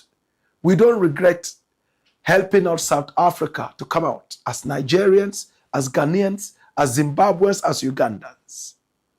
We don't regret. No matter what, they are still our brethren and sisters. The enemy has set us apart, but we shall reach there. Yes, we shall come together. It will be all right. It's the Black Pot, aka Kukushonamo, where we speak truth to power. Final story. Story number 6. Watch this. Ghana rich man, Richard Niamakwe, wants 2 wives after divorce. Oh, Richard Niamakwe is this man here. Young, handsome, and hardworking. Oh, he got married to a very beautiful lady. And the lady is called Joanna. In good times, they look like this. Very beautiful and curvy woman. That's RNAQ on the right, and the other one is her. And when you look here, you will see the curves proper. My God. Pretty woman. Very beautiful. And when you look far left, that is the man in his glory. He made money. Many people might not know him. He's done a lot recently, feeding people for free. In all times, he looked like this, and he loved to wear the skin tights. He knew that one day he would be rich, and he carried his wife everywhere he went. For some reason, they fell apart. And he's granted interviews. But let me walk you through a dossier and show you who exactly this man here is. Run the dossier. He's called Richard Niamakwe. He was born on the 21st of March, 1985. I am 11 years older than this gentleman. So I am his big brother. He's popularly known as RNAQ. He is a prominent Ghanaian entrepreneur, investor, and philanthropist. He is widely recognized as the founder of Bills Microcredit, formerly Quick Credit, and Quick Angels Limited, Ghana's first institutionalized angel investment firm. He founded Bills Microcredit in 2009 at the age of just 24. The company has dispersed over 7.5 billion Ghana cedis in loans to more than 300,000 businesses. Can we imagine? We're talking billions. Now, Quick Angels Limited was established 10 years later in 2019 to provide equity financing for startups. Notable brands he has funded or partnered with include Pizza Man, Chicken Man, Burger King, Ghana Franchise, Rich Medical Center, Sankofa Natural Spices, Links Entertainment, and he has the RNAQ Holdings. In April 2025, he stepped down as CEO of his individual companies to become president of this parent holding company. He is rich. He's estimated to be net worth between 50 million American dollars and 800 million. That is a big gap. As of this year, 2026. Now, he famously acquired a Bugatti Chiron, which costs between 3 and 4 million American dollars. I haven't seen that kind of money before. Have you? He also has a Gulfstream private jet, 25 million American dollars worth, to mark his 40th birthday in 2025 last year. And he had Davido and all those musicians come from all over the world. Me and Shatawale were not invited. Hopefully next year, he will invite us. In fact, now we're talking about this because of his humble beginnings. He frequently shares his grass to grace story, citing his early days selling akpeteshi. That's local gin. Are you not hearing akpeteshi for the second time today? Julius Debrah, who himself is a rich man in his own space, started off life selling akpeteshi and washing 5,000 plates a day as a kitchen porter in the UK. When I met him only once all my life. And he told me there were machines we used to wash these plates. And his foundation has been giving food through a food bank project. From 2025, free hot meals to thousands of Ghanaians. Hey, that alone has won my love. He was the overall winner of the 2020 Under 40 awards, 40 of them, and has been featured in Forbes, listen, for his people-centered investments. He is currently divorced from his wife, Joanna Quay, and they are going through their legal issues. And he's reportedly assessed for over 30 million in income tax liabilities by the GRA following his publicized birthday celebration. And he went there and came out clean. He had been paying taxes, millions of Ghana cedis to Ghana. Dash it away. But he has a popular saying which I want to share with you. He says, when you invest in an individual, bring it back, please, and follow me. Follow me, please. Okay? He says, when you invest in an individual in the business space, you are investing in a nation. Did you get that? When you invest in an individual in the business space, you are investing in a nation. Who can link this to a popular saying by a popular person? When you educate a man, you educate an individual. But when you educate a woman, you educate what? A nation. That's where this idea is coming from. This is the business version. When you invest in an individual in the business space, you are investing in the nation. That's it away. My brother, he granted an interview to my colleague Delay. And he said something. Before then, his wife was here and wanted us to run a story. We had met with her, followed up on the story. We're going to air it. But we looked at it and we realized that the story was a little too thorny. And we wanted to stay away from the confusion. Because we realized that the wife was very emotional. I don't want to use the other word. And we could see from where we were sitting that these people could come back again. So instead of doing a story on one side of the woman, alleging a lot of things, going to the man, picking his own, and alleging that as well, especially while the matter was in court, we were not going to be doing justice to their children and also to these two. What I told the woman was to cool down. And I called RNAQ and I spoke with him. I said, you know what? Your wife is here. We are talking. I've heard a lot of things she said. Please, even if you guys don't want to marry again, I'm your big brother. See her off properly.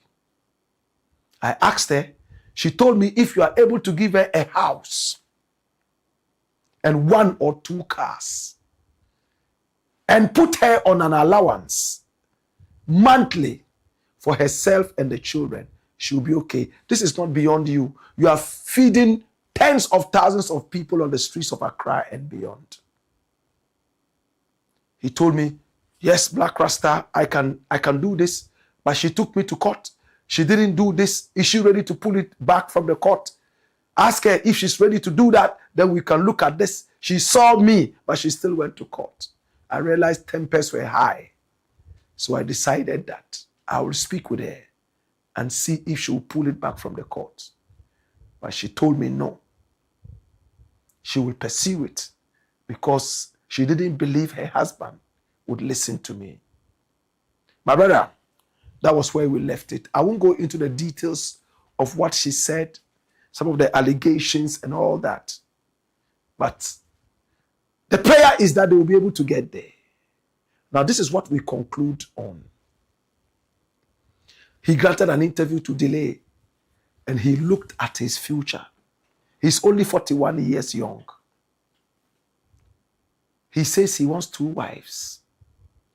But there's a lady who is lingering around him, and he's not denying it. And the wife also mentioned her to me, even though she did not say it, she was the cause of their breakup. Who is this lady? Hajia for real. She was convicted for fraud when she went shopping in the United Kingdom. She was picked up and sent all the way to America. She's one of the people talking about being independent and working hard. Little did we know that she was a fraudster.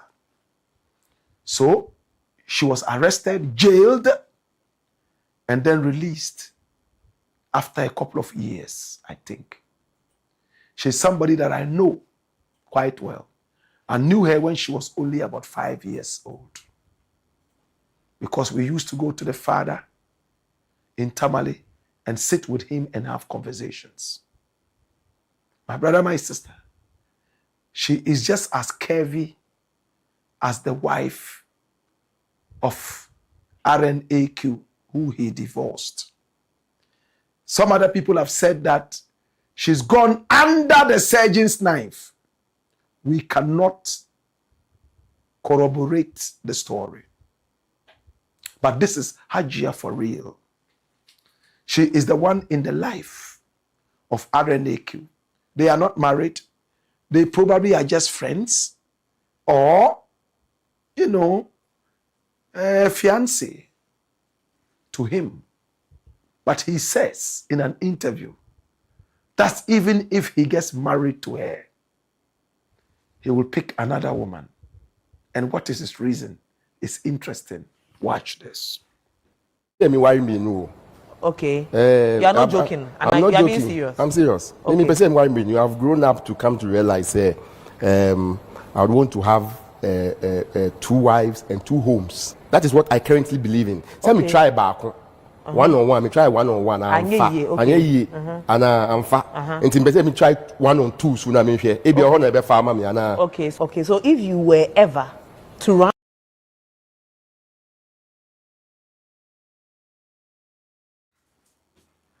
I tried 1-on-1, it didn't work. Right now, I want to try 1-on-2. That's what he says. He wants to have 2 homes. It wouldn't be an off-the-chain kind of thing. A lot of Ghanaians are polygamous. He says he will try 2 women. He tried 1 woman, it didn't work. Now he will have 2 different homes. And of course, he has the cash to do that. All we can say is that we wish you all the best. And my prayer is that even though I spoke with the wife and she said, the love I had for him is all gone. I don't think that we'll come together again. And he himself, in an interview, this same interview with Delay, said that they had crossed a lot of lines. And he didn't think that they would come back together again as husband and wife, but they could come back together as friends. It's from the friends we move to the other stage. We still believe that something can still happen. It's our prayer that they sort their differences out and for the benefit of their children and their future, something more positive can happen. Is the Black Pots, aka Kukushonamo. And here we speak truth to power. I want to say thank you so much. Our numbers are scrolling on the screen. Pick up the numbers and do business with us. This is the first time we are coming live to you in the morning like this. And how was it like? How did it feel? All right. We're coming back again in the night at 7 p.m. This should have been done yesterday. Unfortunately, we had power outages all over Accra and beyond. We're having issues with electricity right now.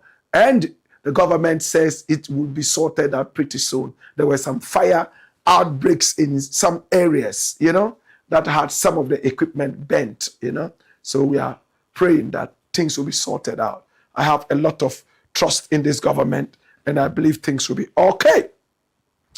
Now, thank you so much to our sponsors. Thank you so much to Tesoro Doriente. Oh, yes, turn every single shower into a royal experience.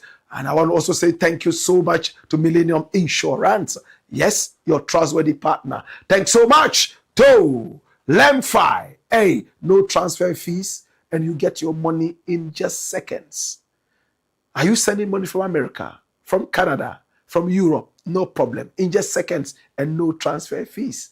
And it's most authentic and most legal. You get it via Momo or even in your account or even both, depending on you.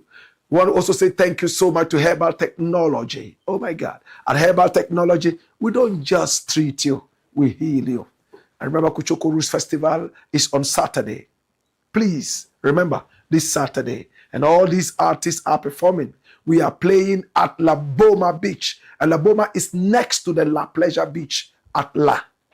Right here in Accra. Black Rasta is playing, Akesibrimpong is playing. We also have Wendy Shea. We have Nana Echampong. We also have, oh my God, Osajifu playing. We have Ras Bumba. We also have Black Rasta himself. I'm going to be playing 2 Jamaican artists, MV and I Am Mets, all playing. My brother, my sister, Kofi Kinata, Ochiami Kwame, Maminti Puom, Raskuku. All these artists are playing. And it's only 100 Ghana to this school. Come in from morning, swim, have fun, 6 o'clock on the dot. Hey, performers start coming on stage. And you will be overwhelmed. Last year, you saw the energy. This year is going to be bigger. We love you. We appreciate you. Remember Saturday, okay? Saturday. Friday is a holiday. Saturday, come in your numbers. La Boma, okay? Thank you so much. We appreciate you and we love you. Let's see your comments and we are done for the day. In fact, we are done for the morning. We'll be here again in the evening. Okay, Kim Kwak says fire. Albert Fifi Agia says, greatest master, you never rest. Oh, my brother. Mustafa Staff says, blessed up to yourself, Black Rasta. Kuta TDS Kamal. Hey, how are you doing, my brother? Are you back in Ghana? Blackport, active and strong, forward ever. Drop billions of says, blessed greetings, job people, live and direct in the early hours of today. And he says, beloved this your turban. My lord, the color is coloring. Yes, and drop bill is also drop billing. Yinzor bill is Yinzor billing. Thank you so much. We love you. We appreciate you. Malik Amadou says, thank you for your justice. God bless you. Amen. Ras Okoko Fisun Moon says, come here. Asumat Mohammed says, Blakk. What happened to the show yesterday? The light went out. We put it out on our platform to tell you what happened. Okay? So check us out on Facebook. We always put up stuff so you can see. All right? Anam Sakia Inusa Nsoyene says, morning Black Empire. Says, thanks for the update on the news. Thank you so much. We appreciate it. William Agbedo says, you are a big liar. Shut up. You told Ghanaians in a micro press conference saying JDM and his NDC brought medicine and money into the country. That's why that plane landed in Accra International Airport, formerly Kotoka. He should clear off. Well, I honestly didn't like what he said, and I felt that he could have said it better. But when I approached him, I think he realized what he did. Oh, he's talking about Reverend NTIM-FORDJOUR. That's who he's talking to, in case you don't know, okay? Kwajofiagbe says, environmental determinism. Yes, determinism can influence culture at every point in time. I believe in Angel Maxim. All right? William Agbedo says, why didn't you force your NPP president Nana Addo to sign it at the time he was in office if you are against the practice and allowed your micro-minority leader to be misleading all these while? William Agbedo is on fire this morning. Ajua Isiama says, I think he has to go to jail too. That way he can learn. He's such an idiot. Whichever way you look at him. Who is that? Ajua. Ajua says, Godwin Alobu says, hey, this man can lie. Tanko was around during the weekend. Where?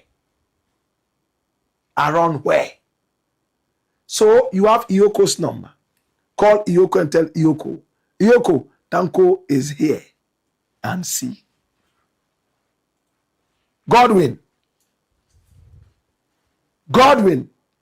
Ioko was at Weta in the Volta region looking for him at his house. Go to his house and find out. And the chiefs were excited that they don't want, if anybody is a thief, the Airways are not interested in thieves. That's what they said. So please do us a favor. Pick up the numbers. Go back and look at it. Ioko's number, the letterhead is there. Call and say that, oh, you guys, you didn't go to the right place. Tanko is here. They will even give you a reward. And when you get it, come and give me some. Okay? All right. Nanigbe. Emmanuel Gamel. Said Black Empire made a stop line. Tanko was visible in the region throughout the weekend. He was even at the stadium to watch a football match between his team and Honorable Edem Agbane's team. Okay. So it's the same thing. Also, do your best and call Ioko. And tell Ioko that this is what it is. Direct Ioko to where he is. Which of the weekends? Saturday and Sunday, or Saturday alone, or Sunday alone? All right. More comments?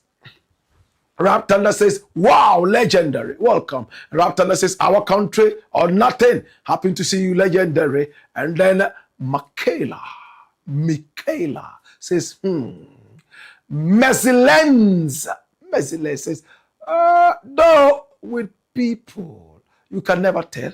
It doesn't make the allegations true. And it's right to pursue the rumor mongers with full force of the law. Okay, that's Reverend Tim. Zibli Mohammed is clapping. Pa. More comments coming in. All right. So it looks like this is where we'll bring it all to an end. We appreciate you and we love you. Please share the broadcast so many more people can be part of this. We'll be back here at 7 p.m. Until then, our numbers are on the screen. Pick up the numbers and do business with us. And remember, we love you. It's been the Blakk Pot, a.k.a. Kokoshonamo, where we speak truth to power. And my name, Blakk Rasta. Hey-ya! Hey-yo! Wayo! Power! Power!